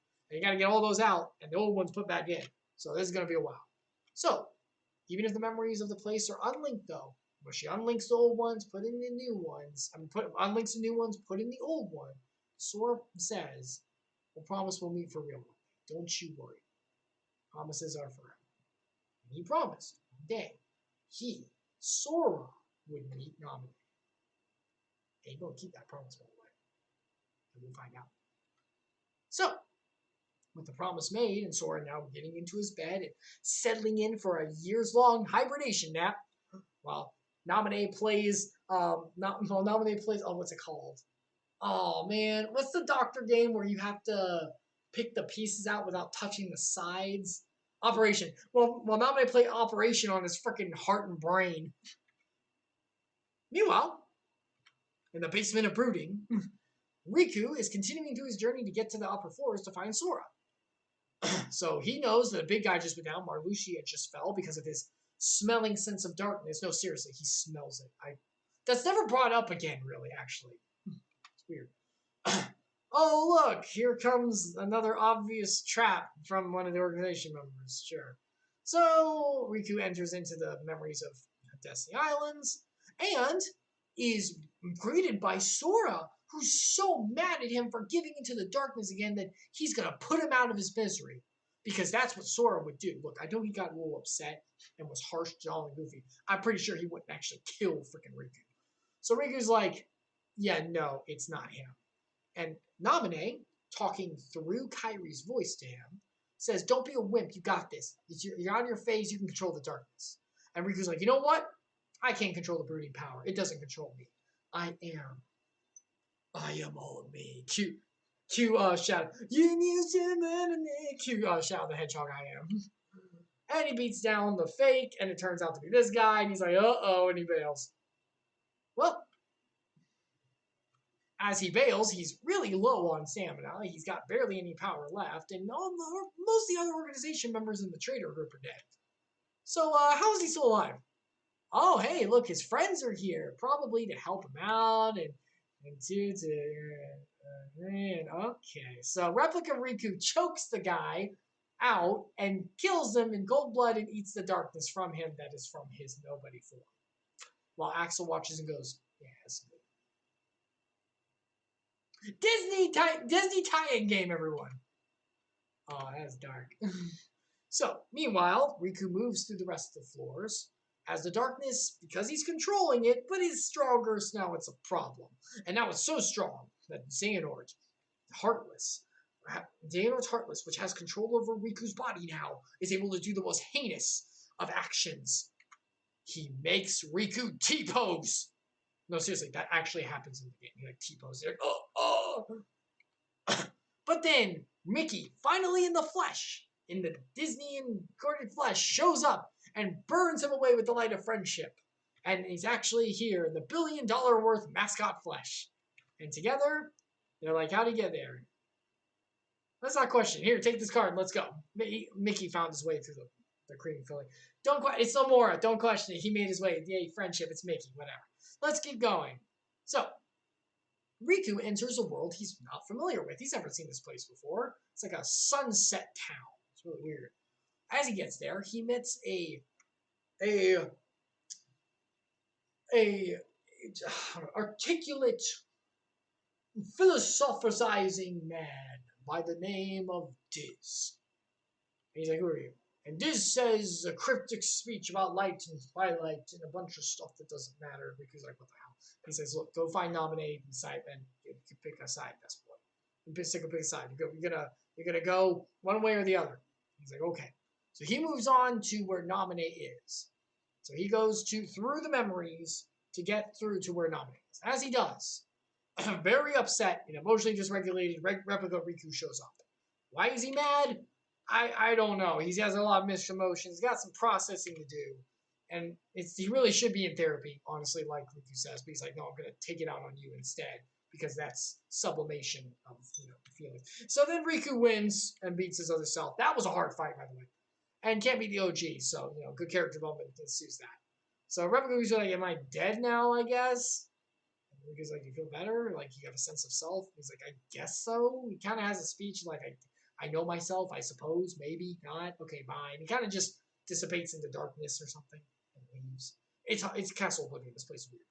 So, Riku moves on after that traumatizing experience and meets with Naminé. Naminé basically like, hey, Sora's in here. You see him. Don't worry, he's okay.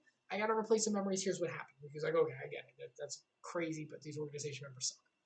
And Naminé's like, okay, Riku, you gotta make a choice here. I can do what you did with Sora, right? I can lock the memories away of your past, of you messing with the darkness, right? And that way the darkness will be sealed away as well. Because she can mess with Riku's memories because he's related to Sora, right? So he's like, look, the darkness is strong in you. If I mess with the memories of your past where you gave into the darkness will be locked away with your memories because out of sight, out of mind, right? It's only based on your cognition and giving into it and struggling with it that makes it stronger. If you don't even, ignorance is bliss.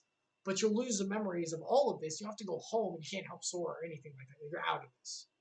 Or you can face Ansem, Seeker of Darkness, who still has a grasp on your heart and try to win, but he's really freaking strong.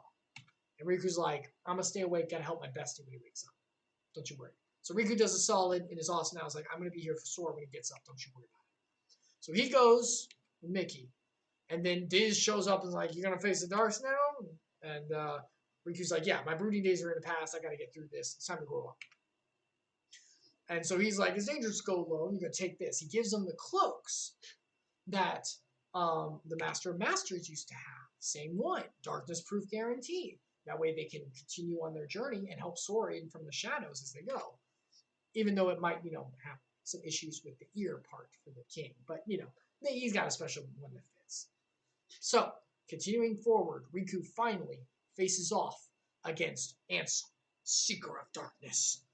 The Xehanort's Heartless, which still has a hold on Riku, and that's why he has the grasp on the world. As they fight, Seeker of Darkness is starting to have too much, and he thinks he's inevitable, and he literally explodes after Riku beats him back. And as the darkness over-envelops, Mickey shows up and says, nah, we're good, I'm here for you, buddy. And friendship blocks for it. And the two of them together are able to make friendship and says, don't worry, Your Majesty, my father's name, call me Mickey. You get that honor. So Riku and Mickey become friends together, and together they're going to go forward and prepare the way, get everything ready for when Sora is able to wake up again. Fate, Light, and Diz is there too, and whatever they like by. So they leave this. So, Riku and the king are off to set things right to whenever Sora wakes up. Sora is sleeping for however long it takes, a year, until he can wake up again. Meanwhile, in a world very, very far away, we're going to have a little intermittent story here. Kingdom Hearts 350 over 2 days. So this story has to do with someone else besides the main cast we've seen so far, but someone who's very important for the cast, and someone very close to Sora, even though he doesn't know it. Technically, some of the story was started a little earlier in the Chain Memories part, but this is where it starts. So, if you remember, that's weird, I redid these slides. Okay, this is going to be a very abbreviated version because I had to cut a lot of this out. If you remember, Roxas, the boy, and that girl named, what the crap was her name? This girl pulls her head down, she has a face, and she is able to wield the Keyblade, just like Roxas was. She beats down a Heartless, and she's like, yeah, I guess I can use the Keyblade now. And she saves Roxas from a situation during one of their missions. They're part of the organization too. This is number 13, Roxas, who has a special connection with Sora. I wonder why. And this girl who was, oh my goodness, what is her name? Shion! That was it. I remember your face now. She's number 14 in the organization. The latest member who is added. And she's able to use the Keyblade now too. So the two of them can go on missions together using the Keyblades, both of them. Even though their Keyblade looks like Sora's. And Sora has the Keyblade from the World of Light, remember? The one that is one of a kind. Although he's asleep, so I guess he's not wielding it right now. That's weird. Why can they wield it? Why is there two of them? That's odd. Shouldn't be like that. Anyway, so they have a special place. So Roxas shows Shion where he ate ice cream with Axel, and shred ice cream. Shared. Oh my gosh, it's supposed to be shared, guys. Shared ice cream together. A new bond was formed, except not because they're nobody, so they have no hearts. So, as days continue, Roxas did missions all alone until one day, Axel came back. He was so worried about Axel because Axel was, off in Castle Oblivion doing all the crazy stuff.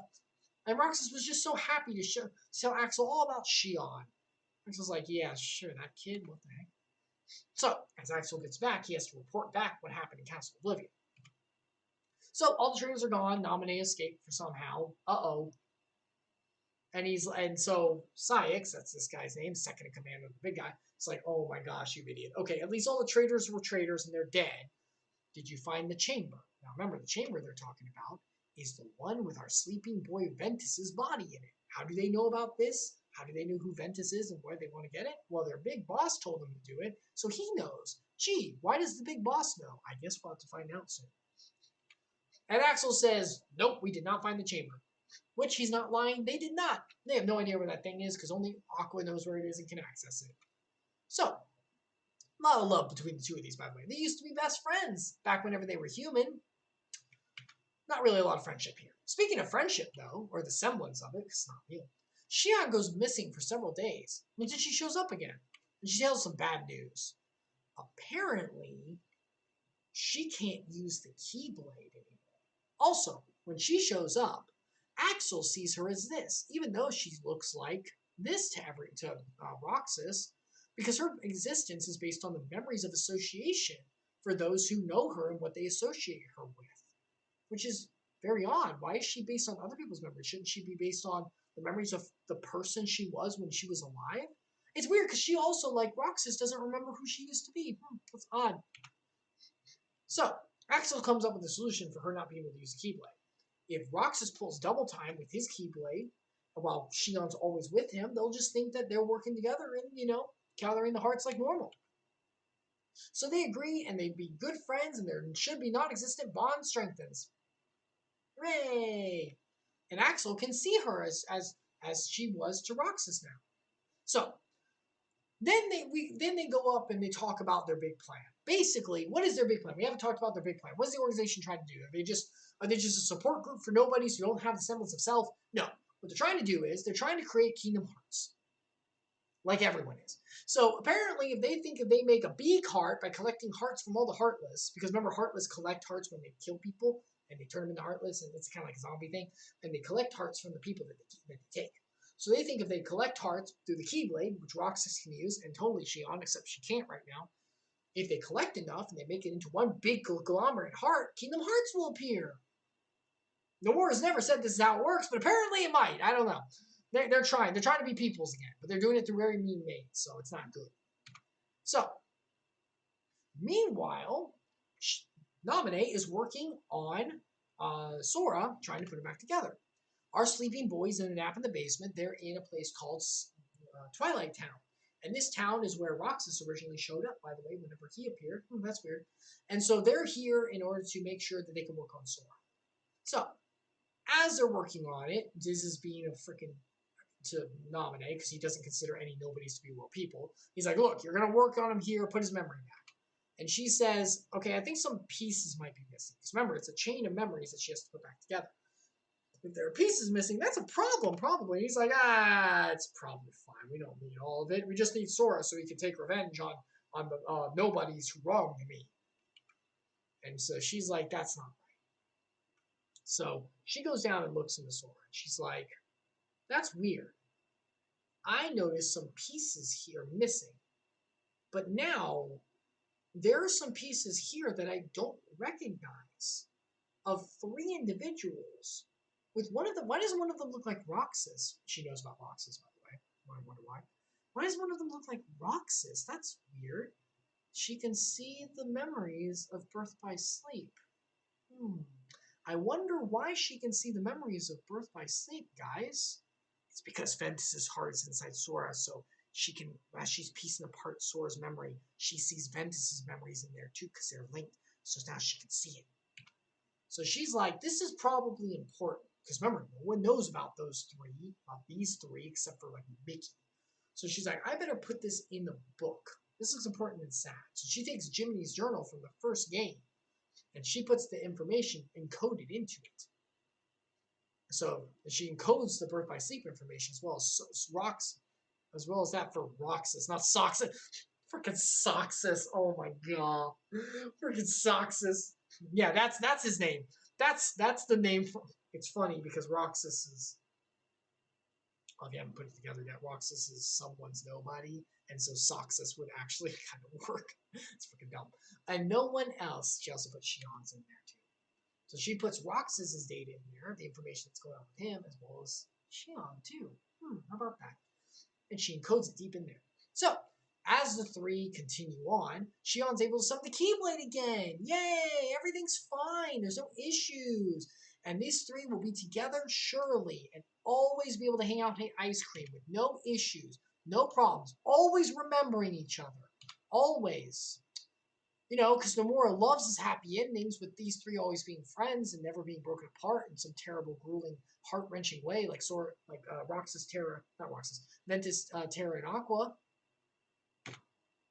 So Shion goes out on a mission, and she's encountered by, you know, our loading brood boy. I mean, someone we don't know. It's Riku.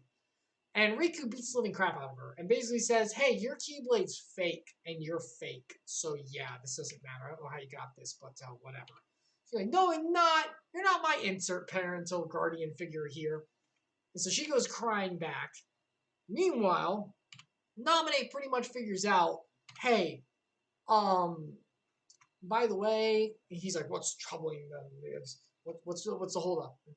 Why aren't you doing the job I'm not paying you for? And she's like, look, the missing memories are gone. They truly are gone. I can confirm it. And we have to have those for him. He will not function the way you want to. He will not live without all of his memories. And Diz is like, crap. And Naminé is like, I think I know where they went. So, Riku has been working with Naminé and Diz in order to get Sora back, because he's trying to help as much as he can. So Naminé explains the situation. It's a scrambled omelet in there. This is bad. So Sora's memories, right, from Kingdom Hearts 1, that I'm trying to put back, they're not all there. Some of them went into Roxas. Turns out, Roxas is Sora's nobody. But Sora didn't lose his heart. Yes, he did. Remember whenever he stabbed himself to let Kyrie's heart out, in Kingdom Hearts 1, he lost his heart, which means a nobody could be created. Now, Sora was very special because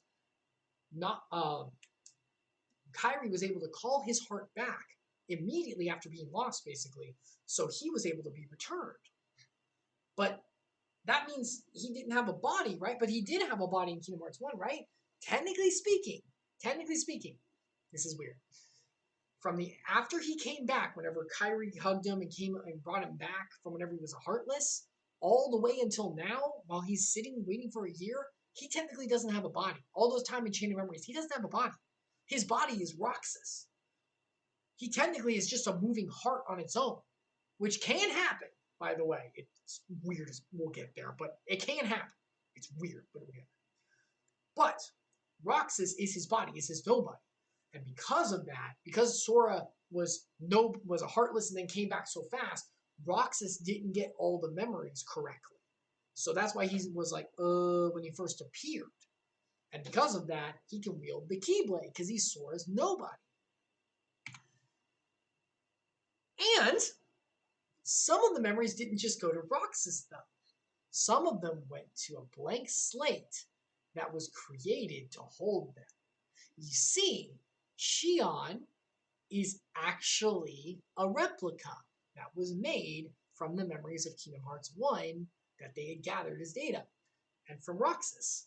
And some of the memories from Sora didn't just go to Roxas, they went to her too. So now it's a just concumbled mess, where all of the memories need to be here for him to wake up, but some are here, and some are here. That's why she can wield the Keyblade, which is not supposed to happen. So Nominé's like, the only way to fix this, and I hate this, and she doesn't want to say it, but she's trying to help. Poor Nominé just gets pulled everywhere. Poor Nominé just gets yanked by her chain everywhere. Lol. No pun intended. We have to get rid of the noise, which means the noise that's holding the problem. Riku's like, okay. So Riku approaches Shion and says, look. She asked the question, why do I keep seeing a girl looks like me in Sora? And why do I keep seeing this Sora? She's starting to get flashes of memory from Sora, and they're wrecking her. She can't keep it going. She went to Castle Oblivion and nearly passed out. And so Riku tells her the truth. Look, some of my friends, Sora's memories, the real Keyblade wielder, took a detour and parked in your mind garage. We need that back. He won't wake up without it. In order to get him back, you can't exist. And so she's like, can I think about this? And this is why I do love Shion. This is why I remember. This is why she was high on my list, because she look, Shion got the short end of the stick. She exists as an accident and is a pet project by organization members to make another Keyblade wielder so they can gather hearts in case Roxas fails or whatever. And because they can't have Sora, because Sora was the first go-to because they were going to use Nominee to get him. So she's like plan C. And so she hasn't done anything wrong, but she's like, I have to not exist to help someone else live in order to fix a problem of bad guys who I know are bad, who are messing with me. And so she's seriously considering it. She's like, look at your heartbeat, whatever, just make the right choice. So Nominee goes back and says he might never wake up now. Without these memories, he might never wake up. And Diz, in all his wisdom, it's time for the blade to settle into the breasts of the unworthy. Okay, we gotta kill them all. I'm getting rid of these nobodies. They suck. They shouldn't exist anymore. Like you, haha. Because you're nobody. The bad, and also the bad stuff you did. Like me, of course, I'm fine. Yeah, right. Poor Nominee just get crapped on forever. Also, Diz is a dick. Anyway, so because of the situation between the two of these two, who don't or aren't anyone, there's a problem here. You see, because the transfer of memories is getting stronger to Shion instead of Roxas, who's the actual nobody who's supposed to have memories of anyone. The Keyblade is starting to transfer to Shion more, and Roxas is getting weaker. Weaker to the point where he can barely summon the thing. And Shion's getting over-involved with the memories. And it's starting to change her. So this situation is starting to get too much. So at this point, Shion sees and understands the issue. So what do we do now? What's the choice? She's starting to become into Sora, basically. And Roxas is going to basically become comatose. So what's the goal? Well, Shion leaves and bailed. Made her choice with Axel letting her go. Axel tries to tell Roxas about the situation, but blank existence teens and void being teens, I suppose. But blank existence teens will be void being teens, I suppose, as Axel, in orders from above, leaves to go after her, and Roxas is like, I'm gonna leave. I hate all this. So, meanwhile, in a forest in the same Sunset Town, King Mickey finds his way over to help Sora. But he runs into the big bad and some seeker of darkness. But no, it turns out to be Riku. You see, Riku, in overcoming his darkness, is now battling with it. And if he gives in too much, his appearance will change to look like Xehanort's Heartless, and some Seeker of Darkness. And because of that, he has to cover his eyes to the truth. That's why he has the blindfold. He looks like the emo badass he does. The power of denial, it might not last forever. Point is, as long as he's denying that he is darkness itself, he can use it to an extent. But it is a stopgap. That's why Nominee was like, you sure you don't want me to seal it? And he's like, nope, I gotta help Sora. So Mickey's like, oh boy, that's not good. So he asks Mickey, his good friend Mickey, a favor. He's like, look, if I'm not around when Sora wakes up, something happens, I want you to be there for them. He's like, I'm not doing that. You'll be here. Mickey, promise me. He's like, all right, you twist my tail and poke my ears. I'll do it. So, Roxas, who is now super mad and super sad about everything, goes to leave the organization. He's like, I'm not doing this anymore. No, I need to find out who I am because I don't know my past and Shion's gone and I'm done with this. So he goes rogue, knowing they can be fatal. Axel tries to stop him and he says he'll hunt you down. And he says one of the best lines, one of the saddest lines, no one would miss me. That's not, and Axel responds as Roxas walks away. That's not true. I would. It's actually very sad. It's actually a good line. So, Shion finally finds her way over to Nominee and talks. And she says, look, I'm not supposed to exist, right? Like, I'm a nobody of a nobody. Like, I am the nothing of nothing, right? And Nominee's like, yeah, I'm so sorry. You have to go back to Sora. You were never supposed to be here. You're never supposed to be. This is the organization messing with stuff and it got me out of here. So Shion hears it and goes, so that the reason she looks kind of like Kairi is because she looks like Kairi as Sora remembers her. She's a mix of everything. That's why the black hair's off and everything. She's a terrible, conglomerate mix of all the emotions and memories. That's why her appearance changes based on who looks at her too. Whenever Bragg's nobody that was there, whenever he looked at her, she looked like Ventus because Ventus's heart is inside Sora. So she's got like all the influence on her. So in order to make this right, she has to leave. And if she does, if she's wiped, the memories will return to Sora correctly. But Naminé warns her, Shion, if you do this, if you leave, you will cease to exist. You're already tenuous at best for even being here at all in any form. If you leave, if you allow yourself to be dissipated, it'll be widespan amnesia of you. No one will be able to recall you. Not Roxas, not Axel, not Sora, not anyone, not me, not Riku. No one. You will cease. Which existentially is terrifying. Freaking the ability to cease to exist is awful. That's freaking terrifying. But this is why she's one of my favorites. She makes a sacrifice. She just asks, can you just take care of them? In order to help Roxas. We'll have to go back into Sora too, but he's not ready yet. We need to go. It's time. This is very, very sad. Freaking Nomura. Freaking filler part year. It's important, but so before she goes back, Axel shows up on retrieval duty. And as much as she hates it, how to save a life, he beats her down and takes her back by orders of this freaking jerkbag here for recomputing. Because remember, she's a replica. So he beats her and takes her back. Roxas, with all of his gusto of running away, finds out that he didn't really have a plan. Dean's him, right? He didn't actually know where to go. So he just returned to the spot he always has been to. And then Shion joins him for ice cream one last time. But her hood is up, and Roxas can't see her. As she walks forward, she pulls her hood off, and what Roxas sees is not the kind, sweet, black-haired brunette-haired girl that he always knew, but the face of someone he's never seen yet somehow knows very dearly. Sora's face. The assimilation is almost completed of the memories. And it's either her or him at this point. And so, the puppet will have her part to play. And a battle wages. And it's a good one, too. It's actually, the animation for it's pretty good. And the music's great. Oh, the freaking music's good. I put it right now, but I'm not going to chance that kind of stuff.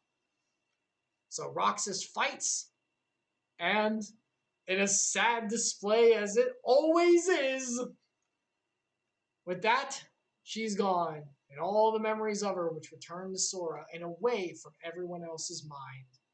Nomura just loves his sad endings, doesn't he? Just like, awful. But who will he have ice cream with now? And it's seriously a sad moment death. I actually really love this death. It's like very, very sad.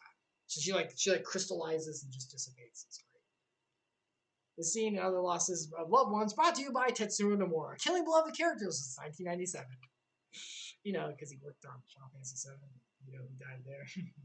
So Roxas, now in a peeved, heckin' blazing state of rage, goes brazenly to charge at the organization, saying, I'm going to rip them all apart. Anarchy! But Riku shows up. He knows that the memories are now inside Roxas that are needed to wake up Sora. And he also knows if Roxas makes it back to the organization, he's going to get beaten in a blind rage that he is, and we'll never get those memories back. So, he's got to stop him here. So, Roxas pulls out a dual Keyblade stance, which is freaking awesome. And the reason is due to Ventus's heart being inside Sora, who is technically a Keyblade wielder, and Sora now has the ability to wield a Keyblade. Roxas, being his nobody, can now wield two, baby, which has never been seen before and never will be in any other way, by the way, which is awesome. So, they fight, and Riku gets beaten back, because it's two freaking Keyblades, man. And it is Sora's nobody, so he is strong. So, with no other options, fighting with these weights is too much. It's time to Rock Lee drop him. He pulls out the insta-win button, but the cost is done. As he pulls off his blindfold, his body transforms with darkness into looking like Ansem, Seeker of Darkness, Xehanort's Heartless. His mind is still Riku, he's still got his heart, but now his form is forever changed to look like this. But with the power, he's able to frickin' romple stomp Roxas easy and put him down. And Diz, the dirtbag he is, shows up to claim the spoils. And as he comes in, Riku puts up his hood quickly so we won't see him. And Diz says some stupid thing that's awful. Okay, we get it, you suck. So, with her memory now fully gone, guys, who's her? I don't remember. Kyrie's memory should be returning now because of Roxas returning. Who's her, guys? Are we missing someone? Well, whoever she is, as it's gone, Roxas wakes up for his final days of summer vacation. And with that, we're in Kingdom Hearts 2. We're almost done now. I know we're pretty deep, and it is 1:24. I have to get up for the trip tomorrow. I'm finishing this. All right. Ladies and gentlemen, we are now in Kingdom Hearts 2. Roxas, who has now been placed in a simulation. Remember the digital space? Remember for way back whenever the worlds are broken apart? Diz found the information on how to do that. So he made a digital space of hearts where he could contain Roxas's being. And he held in a simulation of Twilight Town where he lived with the friends he always thought he had. He's totally never done before. As he continues through the day, though, things get Twilight Zone-y in Twilight Town, and everyone starts disappearing and starts to not recognize Roxas, and they leave. And all the glitches begin to happen, just like before. And that's because the organization members have found Roxas. The organization members have been tracking down Diz to get Roxas back because they want their organization. They want their Keyblade wielder back. And Roxas, by the way, doesn't have any memories of any of the organization because he got placed in the data scape. And Axel shows up and is like, "Hey, you need to come back with me, buddy. It's time to go home." And Roxas, not knowing how, makes the Keyblade appear in his hand because it's, Sora's nobody, and fights him off and says no. Meanwhile, in the real mansion in Twilight Town, Diz and some Secret Darkness, which is Riku. This is Riku. Remember, his appearance changed. Talk. Remember, it's Riku, guys. So, and thus the time of fruition is at hand, which of forlorn has prepared the stage, and all that remains is the actor of Nevermore. English, please. Nominee's done. Get the blonde boy and get him to disappear. Let's go. So, they're going to grab Roxas, stick him in front of Sora, and assimilate him back in so Sora can wake up. The time has come. So, within the digital space, Roxas is called to the mansion, just like in the real world, and is led to a familiar place by a nominee who says, "I'm sorry, Roxas, summer vacation is over for you and me." So, it's come to this. Axel shows up one last time to stop Roxas, who dual wields without him knowing how he does it, and beats Axel back. And with that, Roxas learns the truth of who he is, that he is just a semblance of nobody to a different boy who needs to go on another adventure to stop an organization that's trying to collect parts from everywhere. And because of that, his summer vacation is over. And with that, Roxas assimilates back into Sora. And our boy and buddies are back. Now with Roxas' bittersweet reunion with Sora, he wakes up after a year's worth and yawns and gets back up with his friends. And he's taller by 1 year, so yeah, stretched him. And Roxas joins his lookalike, Ventus, inside Sora's heart. Getting mighty crowdy in there. Got Ventus and Roxas. Totally no one else, right? Someone else in there? What's this? I don't know why I put this stuff on here, guys. And remember, Chain of Memories, the memories of what happened in Castle Oblivion for Sora is gone. He doesn't know Roxas. He doesn't know Ventus, of course. He doesn't remember Chain of Memories or Nominee. He doesn't remember any of that. And all the journal entries for Kingdom Hearts 1, all the journal for Jiminy's is gone. The only thing in it says, "Thank Nominee." But what about the data that Nominee put inside about Ventus, Terra, and Aqua and everything? It's in there. Calm down. We're going to get there. Now, Sora, Donald, and Goofy leave, There's no Kingdom Hearts memory. They're kind of confused. They're like, what are we supposed to be doing? We're after the king and Riku, right? We're trying to look for them. They remember that. They have their Kingdom Hearts 1 memory, but they don't have Chain of Memory. So they're like, how'd we end up here? Did we go here to look for the king and Ricky? What are these things? So they get attacked by nobodies, and they've never seen them before. They've never fought nobodies. So like, and they feel kind of weak. It's been a year. That hyperbolic time chamber sickness is really setting in. But then Mickey shows up. Oh, those kings here. Oh, wonderful. That was easy. Right after we went on our last adventure, we found them. Totally nothing in between there. But Mickey says, no time to explain. Go see Yen Sid and catch the train. So like, okay, we'll go to see Yen Sid. So they head off to the train. Meanwhile, Axel was sent off by the organization to find Riku. You know, there he is, different guys because you know the whole thing. And nominate. He's supposed to finish them off because they're dead weights. They're loose ends.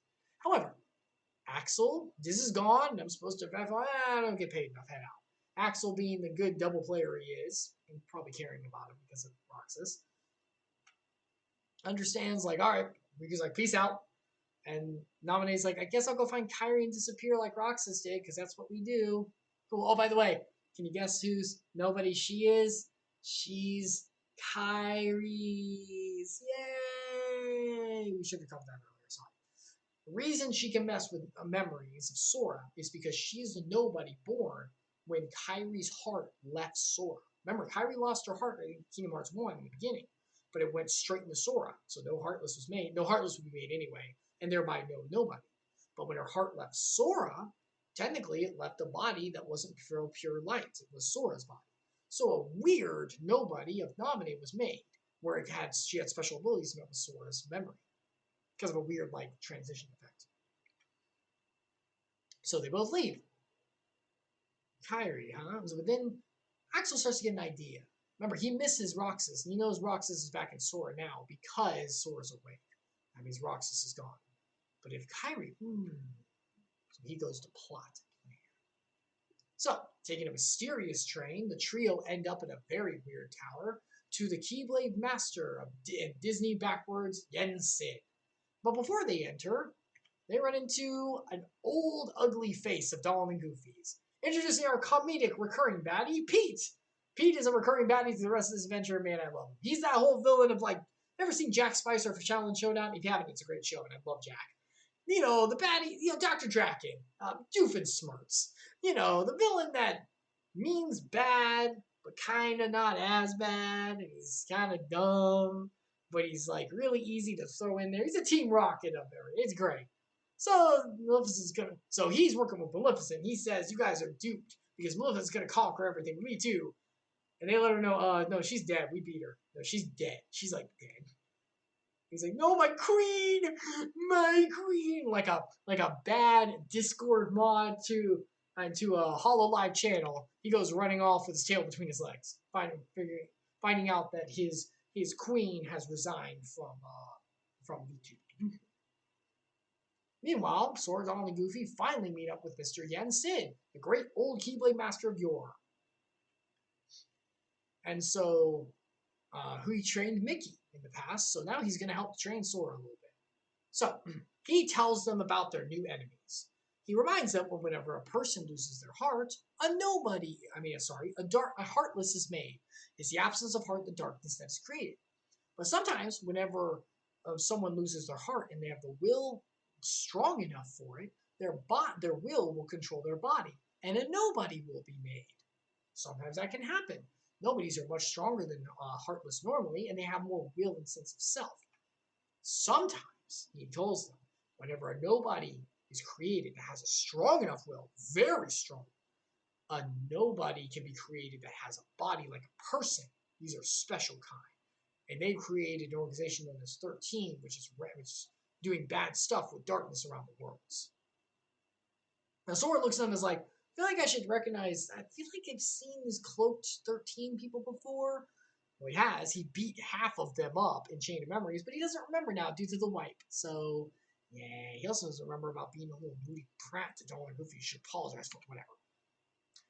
So, Yen Sid's like, okay, you need new duds. These are too small for you. So, bada bing, bada boom. Sora's got new duds. I really do like the new ones. They're very cool. and ready to go with new powers that are totally gate-kept and you can barely use in the game. Drives are so cool, but they do not work. Go watch episode like 2 of Kingdom Hearts 2 to feel my opinion on that. Belts and zippers are sweet boys growing up. So the worlds are closed off, unfortunately, because you closed them with the closing of the keyhole in Kingdom Hearts 1 for every world. So now because the keyholes are closed, now the roads between them are closed. You can't just gummy shit wherever you want to go. And they're like, but you can visit some friends. They'll open you up new ways. So that'll be great.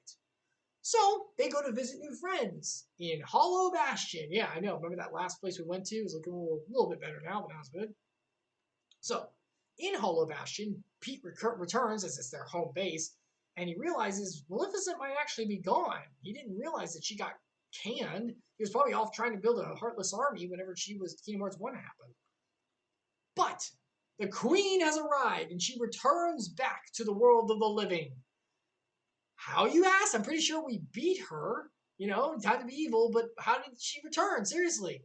Well, remember the time travel pod way back when? Remember the pods that shot into the future for Brain and all of them? Remember that? Remember how it was a broken pod? Yeah, so whenever Maleficent got beaten in Kingdom Hearts 1, this is the dumbest.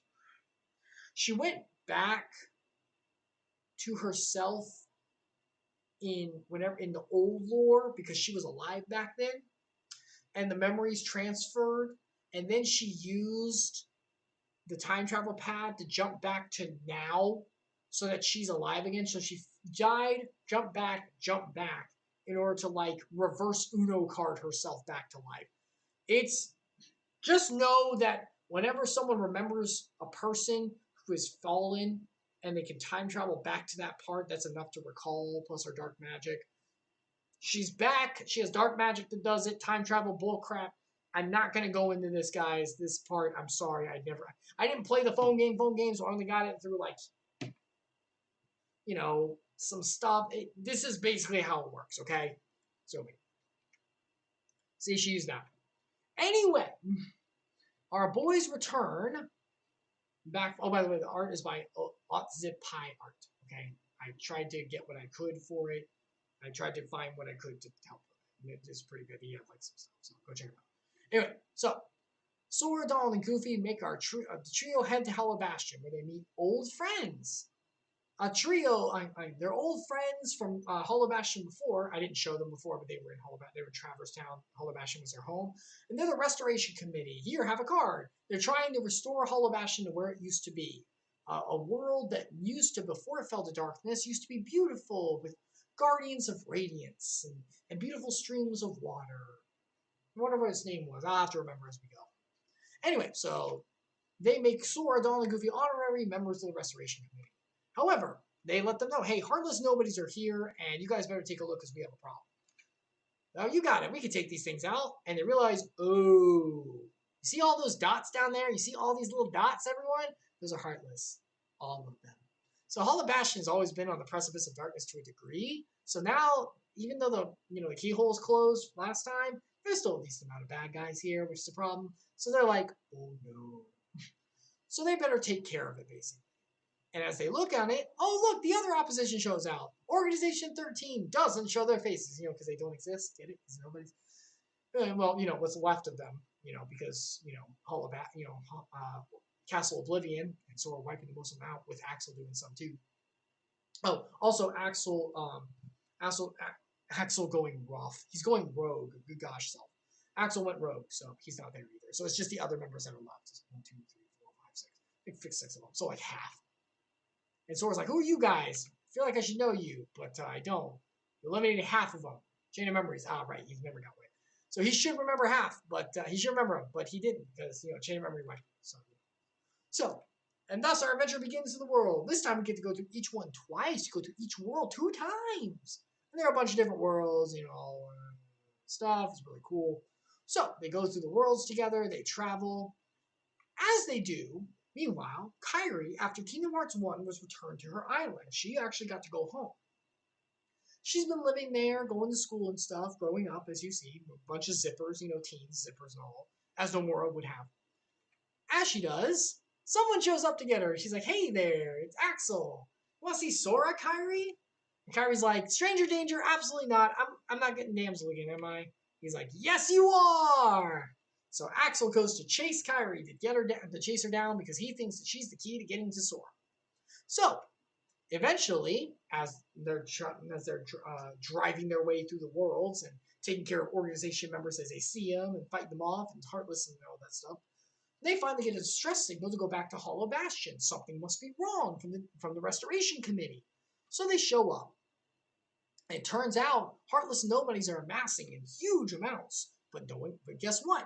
We found Ansem's secret lab. No, not Ansem's secret darkness, but the real Ansem, the old guy, who used to run Radiant Garden, who was a super good guy who, totally is Diz now and seeking out revenge. And they're like, sweet, let's go check out the stuff before we beat the bad stuff. So they go over to Ansem's computer, which is a super state-of-the-art place. And Ansem's data and all the experiments and truth behind it are behind a simple password. But how do they get the password? Well, they get digitized into a digital space. Man, that's used a lot in this series, isn't it? And they go to a Tron world, the old Tron, like 80s. It was cool. It was a good world. And they meet Tron. Turns out that Tron's got the password in order to get through the data, but the DOD needs to be activated in order to do so. And the bad program, from the movie Tron, the big bad face guy, is holding it because he wants to access all the data. You get the idea. So they go in and they get the password. We digitize from the world. Time to get a friend, get a password. Once they get the password, they're called back out to the main room. So now it's time for truth to be revealed. Not to sit them to us. We know, of course. So Mickey shows up because someone set the door to darkness. Ha ha! Why is this a real line thing? Say, fellas, someone say the door to darkness is a real line. It's awful. So, as we already know, the king explains. This man in the picture, he points to and says, this is not Ansem. This is Xehanort. And they're like, no, this is Ansem, Seeker of Darkness, the big bad Heartless we beat from the first adventure. And Mickey's like, oh boy, that's right, you don't know. This guy is not Ansem the Wise. Ansem the Wise, as we know, and we already knew this because we went through the old lore, Ansem the Wise was the one who ruled over Radiant Garden. He was the one who welcomed in Xehanort's and he became the moniker Diz. This man is Terranort. This is the man here who is Terra's body with Xehanort's influence taking over. Remember, because Terra and Xehanort's hearts are locked deep within to not let both of them have control because they're fighting. And Xehanort's influence is what took over the body to kind of make a new person, an amnesiac person. This person here, the Terranort, is this person in the picture who studied under Ansem the Wise. Ansem the Wise is the one who was Mickey's friend who studied the heart. This guy studied the darkness in the heart and things that aren't good and had a big explosion of darkness which took over Radiant Garden. When that happened, when the old man Xehanort took over the brooding boy Terra, remember? When he lost his heart due to the experiments, the Heartless, calling himself Ansem Seeker of Darkness, and Kingdom Hearts 1 final boss was created. The one that Riku looks like right now. The one that's still clawing at Riku's heart to some degree. This man is the actual Ansem. Whenever the world was lost to darkness, he got thrown into the dark world. And he re-monikered himself, his name is Diz, and vowed to take revenge on his old accomplices, which, by the way, are the other organization members, who overthrew him and betrayed. So, Terranort, which is Xehanort's influence on Terra, lost his heart and made him Seeker of Darkness Heartless. And at the same time, the leader of the Nobodies, Xemnas, the current leader, was created as well. This is Terra Xehanort's Nobody. So Terranort's Heartless, Terranort's Nobody. Because whenever the darkness took over, he lost his heart. And when that happens, what gets created? A Heartless, and sometimes he definitely has enough strong will to do it, a Nobody. But wait a minute, what about Terra and Xehanort's hearts locked deep within? Where are they? The realm of darkness, I guess? I don't freaking know. I actually don't know the answer. If you know in the comments, feel free. They're buried deep within somehow. The point is, the conglomeration of the two of them make this man, and these are the two made from the heart that was lost, which is Xehanort's heart and Terra's heart, which is why they look like this. Okay. So Sora and them were like, got it? And they're like, sure? So we're just fighting a bad guy that remounted himself and other people? And he's like, you got it? Yeah. But just as the mystery unravels, the Heartless and Nobody attack in mass, storming the entire world. Worse than they are here. So it's time for everyone to fight together. And you have a really cool fight scene where literally everyone fights, except for Merlin. I didn't see him use his abilities. I wanted to see that. But you even have like Cloud and Squall back to back, and it's cool like lines together. It's really good. It's really freaking good, guys. As they fight together, and as Sora fights with them, they come together, and oh, good, it's another organization member. Well, and thus one of the actual harder fights begins, even though he shouldn't be. This is Demix. He's like the goofball of the organization. He has one of the harder fights. What the heck? Well, they beat him, and our boys win. He dissipates in the water particles of darkness. And then Goofy dies for a moment, but it doesn't matter. Don't worry about that. It's a fake out. Finally, Mickey comes up against Zemnis, Xehanort's nobody. And he's like, as our boys join in, the nobody of the man, Xehanort himself. He disappears. He does the bad guy bailout again, and Mickey jumps in. Well, Mickey chases him out. Guess we're lost here. Cool. It's just us. All right, great. Well, Axel shows up, being like, okay, guys, hey, Roxas's person or whatever, hey, they're using you. They're collecting hearts with a keyblade of yours. Don't follow their orders. What are you doing? He's like, what? How'd you? And he's like, hey, I got Kairi, by the way. And like, what'd you do to Kairi? And he's like, she's fine. And totally. And then Syx shows up and is like, hey, traitor. He's like, oh, gotta go. So he leaves because he's not about to get caught by his old best friend. And Syx is like, hey, look, Sora, we have Kairi in our safekeeping. Don't you worry. Just go collect more hearts and we'll keep her nice and safe. And Kairi and Sora's like, I'm not doing that anymore. Just please let Kairi go. And he gets like really distraught. It's very sad. But he says, I'm not doing it anymore. And he refuses to use the Keyblades. He's like, and Zaya's like, oh, Syke's like, all right, well, I guess we're going to take your heart then. And we're going to make a nobody and do that whole thing again. So whatever. And then our best Dommy Dark Mommy shows up and says, all right, I'm going to warp you out and take care of this problem. Don't you worry. So she warps our buddies out so that they don't get overwhelmed and fights back into the darkness herself. And she gets away because she's Maleficent. Now, at this point, because it's Maleficent, she dark voided them out. So now they're in the darkness. They're around here in the weird in-between cream filling. They're getting closer to the dark realm, so they're like a little worried right now. They're like, this is pitch black darkness. Inside, though, they see a man in a black hood. Could be organization member, but something seems different. Doesn't seem like it. This man leaves behind a box. By the way, the man's Riku. It's Riku helping him out. So he leaves behind a box and he disappears. Inside the box is sea salt ice cream. An ice cream that apparently someone Sora was close to, Roxas, used to eat all the time. Also a picture of Roxas, Hayner, Pence, and Olette. Roxas and his friends from Twilight Town in the simulated Twilight Town. Remember how Roxas was placed there for summer vacation while Sora was being put back together? The picture that was from there was brought from the digitized world and given to Sora. I'm sorry, I tried to find this picture, guys. I really tried to find this picture.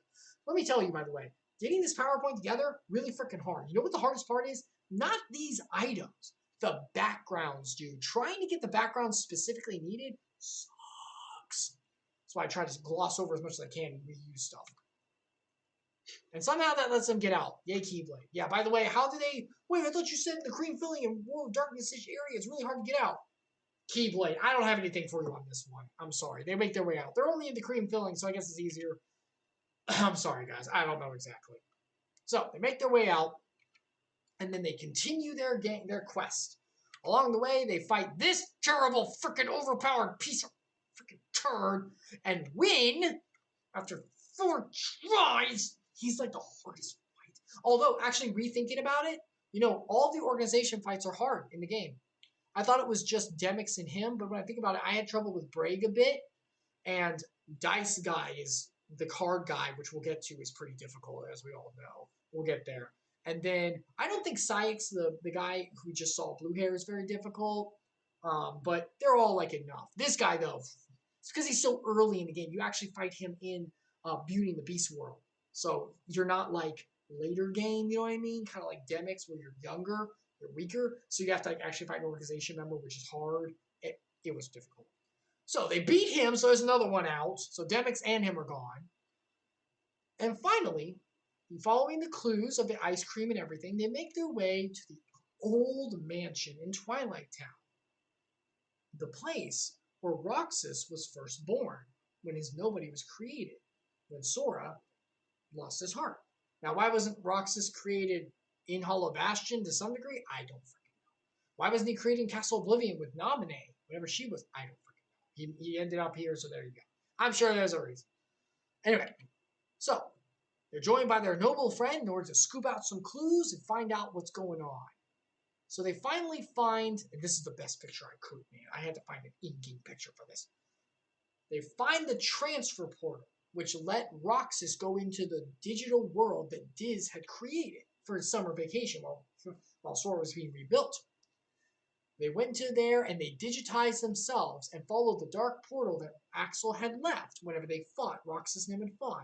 And they used that as a back entrance in order to get between the worlds. They're in the cream filling now. The darkness is pretty strong here, so they got to be careful. But they're going through the special corridor that Axel had left to get to the enemy base for the organization. As they go, Sora gets a little separated from everyone. And a lot of problems come up to him. And you can take out a few, but there were a lot of them. However, an unlikely ally joins the fight. And it's just like old times. Get it? Because he was Roxas, your best friends. Okay. Still, there are too many of them. And when things look to be overwhelming, our red-haired hero with no heart steps up. And in a blaze of glory, he goes out by taking all of them out in one shot. Little anticlimactic, just take out some lackeys. But hey, it's what he chose. And with that anticlimactic end, the red-haired big bro fades and out for the real self of his lost friend. For covering Roxas's true self, he allowed him his own nobody to leave. Godspeed, Axel. Always have you memorized in our hearts. Well, with that sacrifice, they finally make their way to the organization's home base world. And just as they're setting out, though, to continue through to the castle up here where the main base is, Sora loses himself for a moment and finds himself in a kind of familiar place, the Station of Waking, the station of his own heart deep within himself. And within himself, he has one last test put to him by our moody, non-existent boy. And to trial and tribulation, which was not as hard as I remember the fight. It's actually a hard fight, but I don't remember. It wasn't as hard this time. Roxas finally understands the winner is Sora. And it's like, all right, you win. You've beaten all the other organization members, and you beat me now too. Go on ahead. Take this cool Keyblade, by the way. You get like the end or whatever. And go fight my old bosses and make this right. And that's Roxas sips a sweet, smiling boy fully. Finally, in Castle Oblivion, the final showdown is ready to go. Infiltration arc, commence!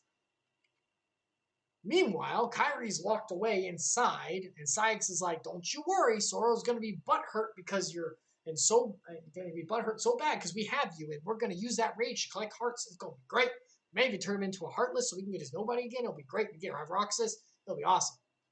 And Kyrie's like, "I am not going to be damsel again." But a mysterious figure, Naminé, shows up and says, "Follow your heart, or lack thereof, which is me. Follow me." And dark portals the two of them out of there. Yoink! As they're making their way through the enemy base, Sykes is like, "Aw, you sweetie, you thought you could escape. That's cute. You're going back in there. This thing is heavy, and I will smack you. I have no heart." Seriously, he's like Robot Man.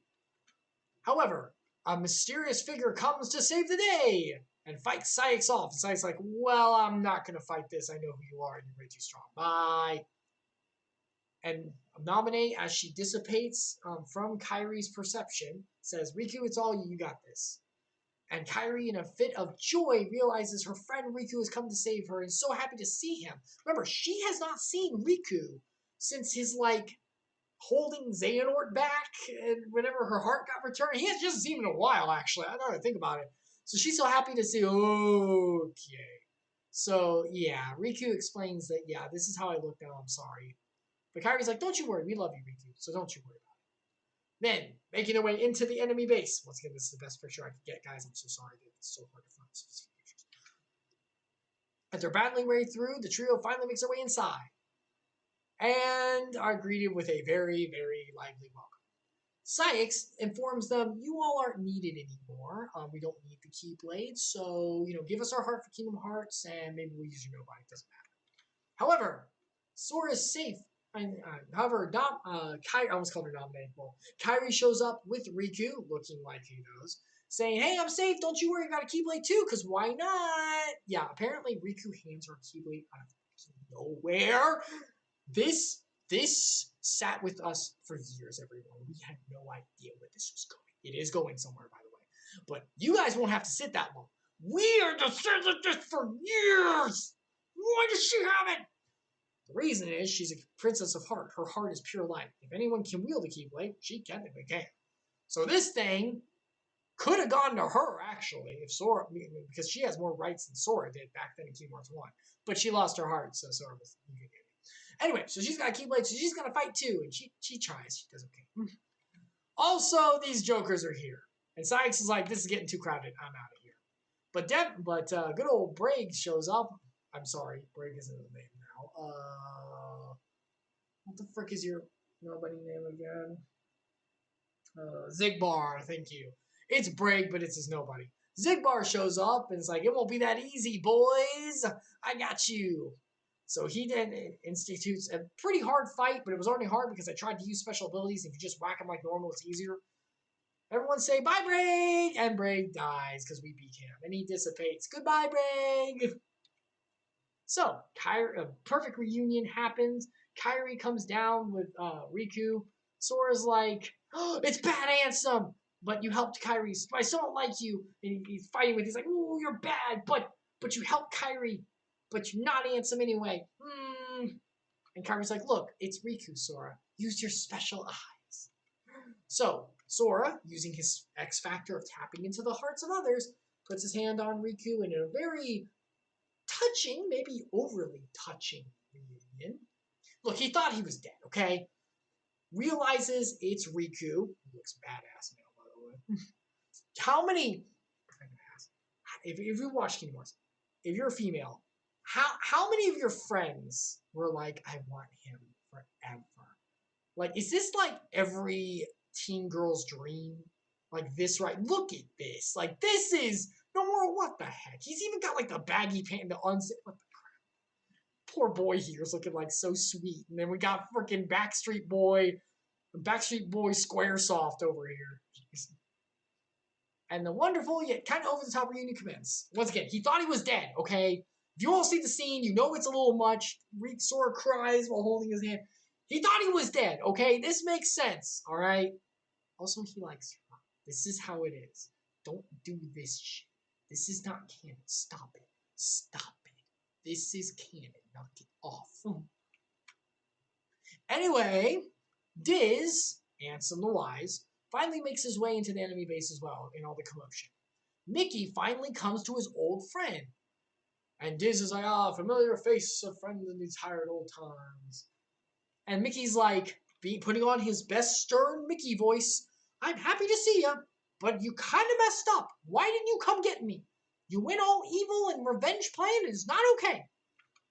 And finally, being the bigger man, Ansem's like, yeah, okay, this was my bad. Turns out revenge isn't that great, and I really treated people bad. Even nobody people like Roxas and Naminé, even if they're not people, they still had lives to a degree, and I mistreated that terribly. This is on me. I'm eating this. I'm very sorry. Let me make it right. So he gets a special machine, a special combobulated machine. All of his knowledge of the heart, all those years, has made him create. Meanwhile, our wonderful, wonderful gang move forward and are stopped by two of the last organization members. Main organization member tried to stop, but we all know how it goes. They beat both of them. So bye-bye, Syx. Bye-bye, forgot his name. Card Man, whatever, he's gone. Only one left! Meanwhile, Ansem the Wise, using his incredible machine, turns hearts to data. From the concept of the old lore and the data of Twilight Town. Remember how the old lore had the data world? Remember the worlds were breaking apart? And the data Twilight Town? Using that kind of concept. He uses his machine to conceptualize, to digitize the hearts from Kingdom Hearts and put them inside the machine. He's taking them away from Kingdom Hearts and collecting it from the big one, thereby eroding the perfect Kingdom Hearts that was made and making it worthless, ruining Xemnas' plan. Xemnas is Xehanort's Heartless. Our gang shows up and sees what's happening, and Ansem admits his mistakes. He's like, I was a fool, seek revenge, trying to pump to your hearts. It's time for a redemptive sacrifice, everyone. Just like, instead of manipulating hearts and trying to understand too much, you should have had the heart like the young boy here and all of them to walk forward in what was right. And Xemnas shows up and is like, you pushed too far, old man. Sensei, knock it off. This is my project. Stop ruining my project, Dad. And Xemnas is like, look, you're my worst pupil, and this is my fault as well. We both bear the burden for this, and I'm going to make it right. But hearts are unpredictable, as we've always said. And the machine is about to go into explosion mode. And as Xemnas says, Riku, cover them. I don't know what's about to happen. I might not make it out. And that's okay. I'm going to do what I need to do. Cover them. Mickey's like, no! He's like, it's okay. Riku, I'm so sorry for everything. Thank you for helping me. Sora, all of you, do your best. You're great. And with that, an explosion happens. Literally anything could result. And the result is Riku gets his body back. Deus Ex Machina at his finest. To be fair, Nomura did have Ansem say anything could happen, and Mickey echoed it. So okay, I'm guessing that the reverberation of hearts smacked into Riku's, which just lodged the illusion holding on to him. So now he's fine. Okay, so Riku takes nat 20, baby. Riku's back. Yeah, those freaking crits, man. Resulting explosion hearts had a unique effect and revealed Riku's real one. Didn't say anything could happen. Good guy Nomura using his authorship for a nice thing for once. Look at that.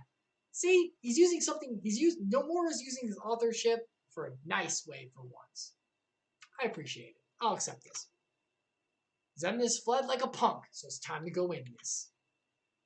So Xemnas stands before his broken Kingdom Hearts, all moody and sad, except he's not because he doesn't have a heart. And our gang shows up to stop him. And he's like, Keyblade, it's broken. Keyblade Warriors, fix it. And all together they say, no, we are not fixing your crap. We do not care. We know that you are bad. We know you guys want to be human again, but it's not right to go rip hearts from other people and do bad stuff. You are done. And it's big final boss time, and my goodness, it was a cool one. Freaking one of the coolest boss fights ever. Shonen battle, let's go! Heck yeah! And we did some freaking skyscraper sailing, boy! Cut it in half. Oh my god, so freaking cool. And finally, after the big battle of awesome flying through the air and fighting together of awesomeness, Xemnas is good as gone. So, Big Bad's defeated, Kingdom Hearts is falling apart, so we don't have to worry about the fake Kingdom Hearts thing being made. How do we get out of here? Because if you guys remember, we're on the cream filling area again, which is not easy to leave from. And the place kind of fell apart after the big battle. If you saw it, there was like skyscrapers falling over the place. Gravity was bad. Like, we're in a space now. So how do we do this? How do we leave? Well, guess some semblances of nobodies. Have to lend a helping hand, huh? Roxas and Naminé from Kairi and Sora's hearts use the last of their semblance to open a dark portal, because Riku can't anymore. He doesn't belong to the dark. And with that, they walk back into Sora and Kairi and say, hey, don't forget about us, all right? Sora's like, who the frick is this? Okay. But Kairi kind of gets the idea a little bit. Never forget the sacrifices they made. Goodbye, Naminé. Goodbye, Roxas. And with that, everyone bails out through the portal. And everyone's fine. King, Goofy, Donald, Kairi, Everyone's good. As they all walk through. All right, cool. So apparently Zemnis says no, and we have a round 2 to go. So Riku and Sora, Keyblade buddies for life, have this insane fight go on. It was actually pretty cool. With this light show at the end, Disney ain't got nothing on this, baby! Freaking parry every single shot of light. And with the final shots, our big bad is finally defeated. With that, the nobody of Xehanort, Terranort, Sarah's body taking over Xehanort's influence, is defeated. Now, with that, the bad guy's gone. Problem is, we're even more deeper into the cream filling at this point, because now we don't even have like a dark corridor. Can Roxas make another? No? Okay, cool. So, how do we get out of here? They're very close to the dark world. In fact, after following some light, it leads them to the dark world. Okay, cool. So now they're on the other side, guys. They're on the Oreo, the chocolate part of the Oreo. They are on the other side. This is bad. They have no way to get back. How will they return home? We don't know how to get here. It's hard to out of the way with Aqua and all. I mean, if Aqua couldn't find her way back from here, and she's a Keyblade Master, we can't make our way out. How will we get out?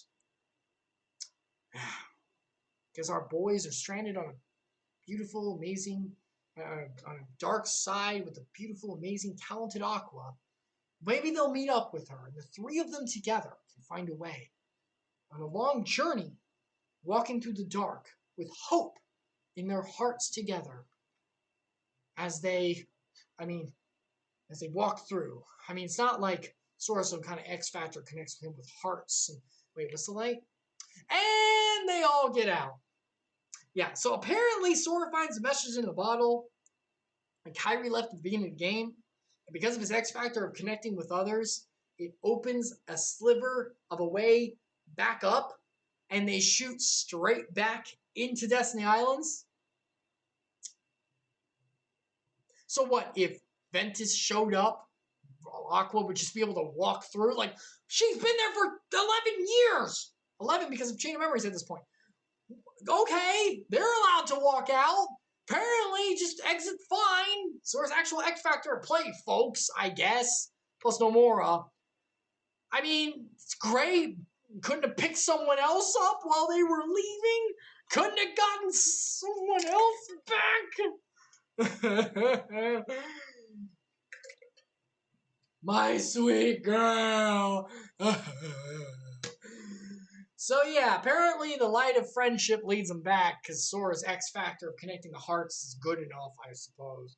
And they're all back safe and sound. Hooray! I guess we'll take the win on this. And with that, everyone is safe home. And everyone returns to their rightful homes. Donald, Goofy, and Mickey go back to Disney Castle. And Sora, Riku, and Kairi spend some nice deserved R&R time at the beach. Thus, our heroes earned some good R&R.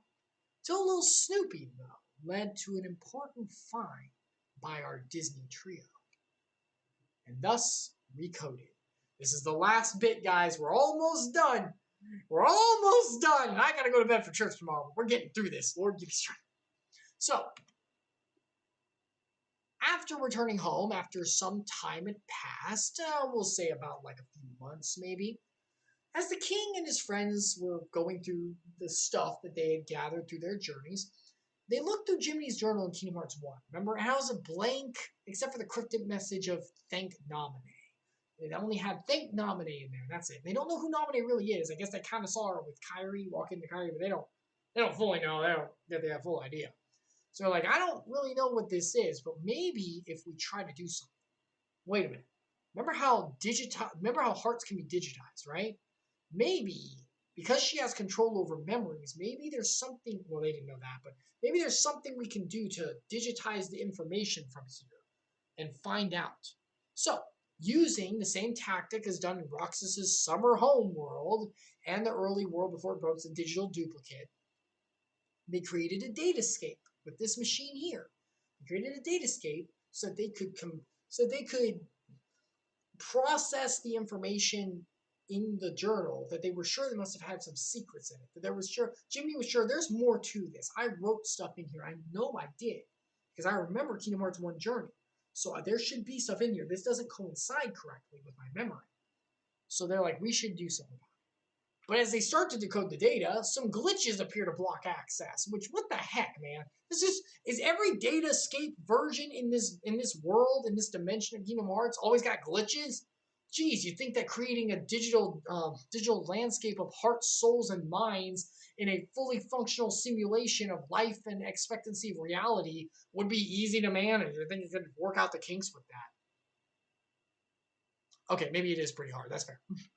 This is their first time. So, in order to stop the bugs from popping up everywhere, they create a digital version of a sweet, wonderful, keyblade wielding boy, a digital version of Sora from the memories in the journal, in order to fight against the bugs inside, in order to fight their way through in a journey of revisiting the worlds of the memories of the. Yeah, it's another excuse like Chain of Memories to reuse worlds.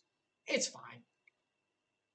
I didn't play the actual game, by the way. I don't know much about cutscene. This is like the recoded and like the phone games and technically something later are like the only games I've never played.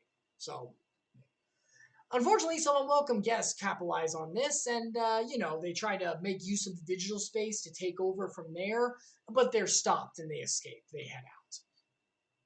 But as they leave, their journey in order to take over the digital space of Maleficent and Pete remind Maleficent of something that she was told before by an old balding man a long time ago. She remembers a book of prophecies that she heard about. Something about that should help them rule, and perhaps a box that was removed. So they go to find a new way to rule. Hear about them later. After no small effort from a sweet data scribe boy, the glitches are gone and the true data can be explored. And the data leads our sweet digital boy into a replication of Castle Oblivion. Now, this was not obviously in Kingdom Hearts 1, so we are now getting to the point where Nominate puts specific memories in here, specific data, to help with a specific reason. Inside the datascapes, our data boy comes across his true test. A boy wielding two keyblades faces him off and asks him a very important question for going forward. Will Sora accept the hurt and suffering of others, even if it's not his own?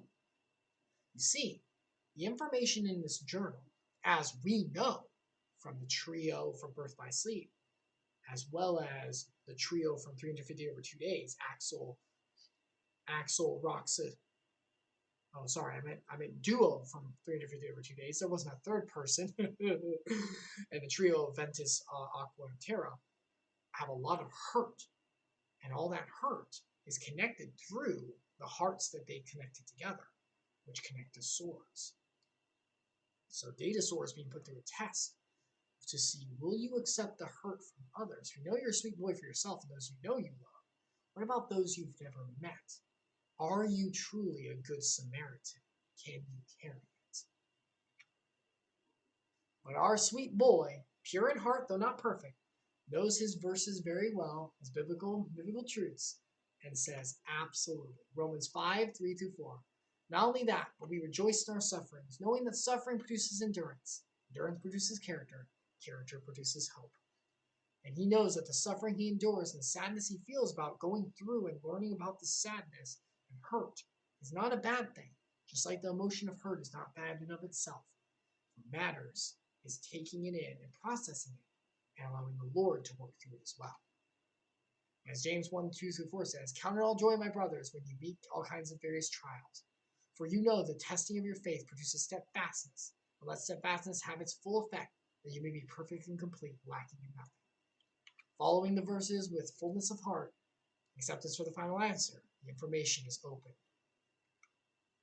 As Mickey goes into the data space himself, digitizing himself to go in with the data Sora, finally, at the core, a data version of Nominate, a kind of like recording, but a live recording, AI recording, greets the two of them and she explains about the past. She shares information for Sora that comes from Sora's heart, from Ventus's heart inside Sora, and from Roxas's heart inside Sora, as well as another one. And the heart encoded in the journal, the stories of the pain of lost heroes of Birth by Sleep crew, of Ventus, Terra, and Aqua, of their loss and what happened in the past that Ventus's heart remembers, as well as the 358 over 2-day trio with Roxas and Axel. Why trio? Is there someone else? Who's this? Who's this? Who's this girl? Who's that girl? Where's she from? Oh my god, I'm crying. And all of the information is given to Data Sora and, most importantly, to King Mickey to transfer. This information will need to take into Sora himself so that he can save those who are lost with his X Factor, touching hearts and saving them as needed. And finally, Data Sora is able to say what everyone has been meaning to say and keep the promise that real Sora made to real Naminé before, and say, Naminé, we met face to face again like I promised, and thank you. And now the promise is fulfilled. One form or another, Mickey takes steps to get information to Sora. Back in Destiny Islands, the final cutscene of Kingdom Hearts 2, Kairi brings a letter from the king. And in the letter is given to Sora in all the information about the past, about Terra, Ventus, and Aqua. Not about Ventus's heart being inside Sora, because they don't know that. But about that, about the problems there. And about Roxas, Axel, and someone else. And about the hurts of those lost that we need to get back. So with them being prepared with the information, Yen Sid has some very grave inklings that he must think about. He talks to Mickey, and he says, so, we might have a problem with Xehanort, by the way. I need you to go get Sora and Riku. It's time for them to graduate. It's time for their Mark of Mastery exam. Remember, Aqua and Terra so long ago had their Mark of Mastery exam. And before them, Xehanort and Ericus had their Mark of Mastery, and they both could keep it masters. Now it is time for Sora and Riku to get theirs done, because they're going to need the powers that come with them and the prestige that comes with it, and the knowledge and insight and power in order to deal with what's coming, because Xehanort's going to be a problem. And Mickey's like, it's fine. We defeated, but we'll get the Birth by Sleep trio back of Terra, Ventus, and Aquas. Terra, Ventus, and Aqua. It's late, guys. And we've already defeated Xehanort, so it's not a problem. We beat his nobody. And we beat his Heartless, so there's no issues. There's no problems whatsoever. And he's like, yeah. So what if he came back and there were more of him? And Mickey's like, what? What the? So Nomura uses this time, and this is the only time he does reveal it, to reveal a very nice little tidbit that would have been good to know early. You see, when an individual loses their heart, a heartless and sometimes a nobody is created, right? The heart is lost.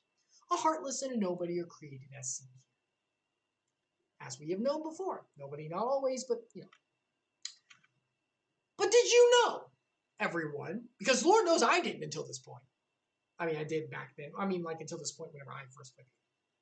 Did you know that if a heartless and a nobody are defeated, a person's heartless and nobody, the ones that correlate to them, are defeated and released, the heart that was captured by the heartless is also released from the dark realm. It's also let go. And then the body that was from the nobody reassembles with the heart. And the person comes back whole and safe and sound as they were before.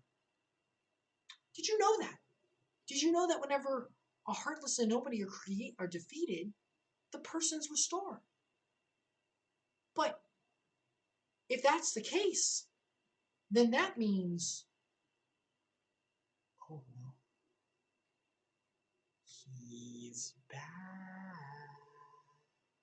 And in his young form, the form he had before he was an old man. Why? I don't freaking know why he has this form.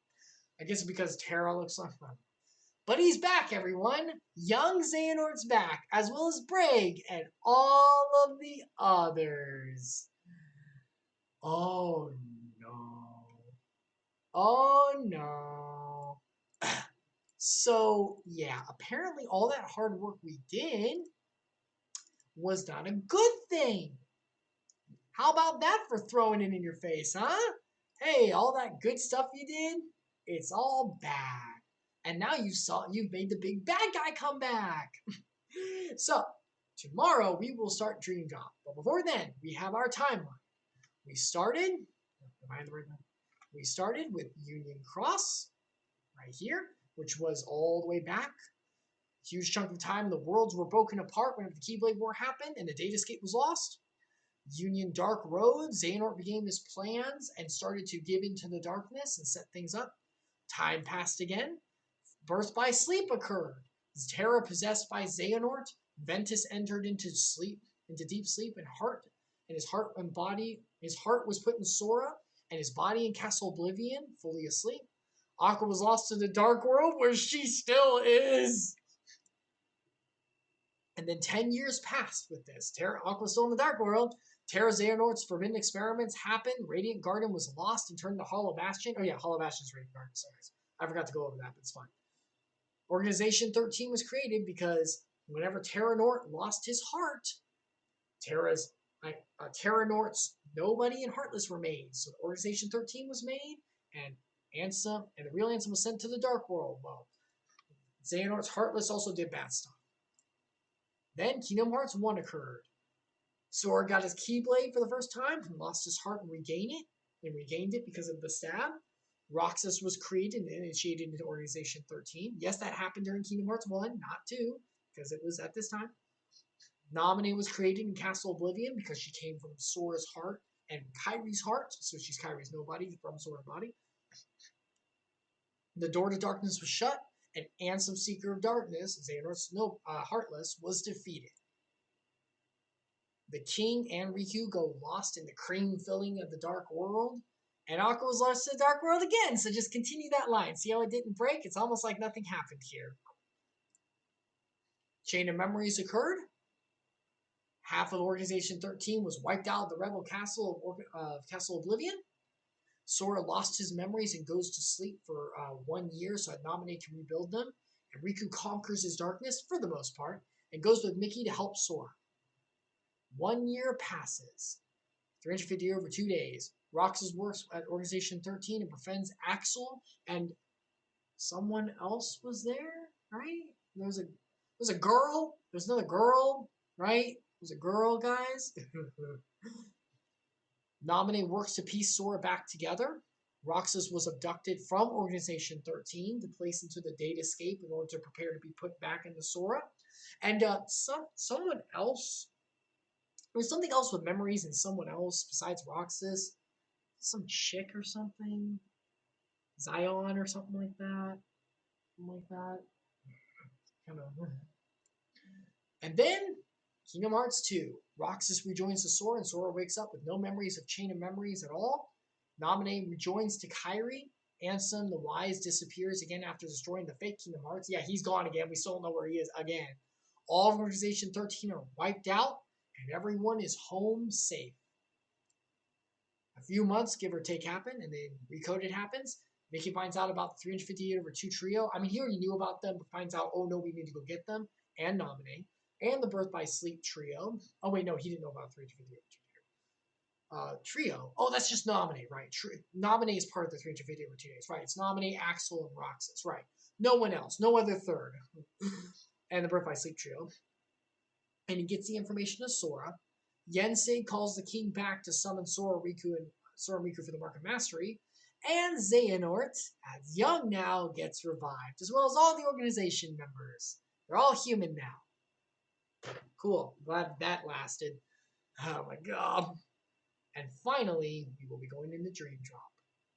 So, ladies and gentlemen, that is the entire catch-up. And we did not drop again! Look at that! I'm going to have to go back and re-download those videos now. Because the VODs, I downloaded them.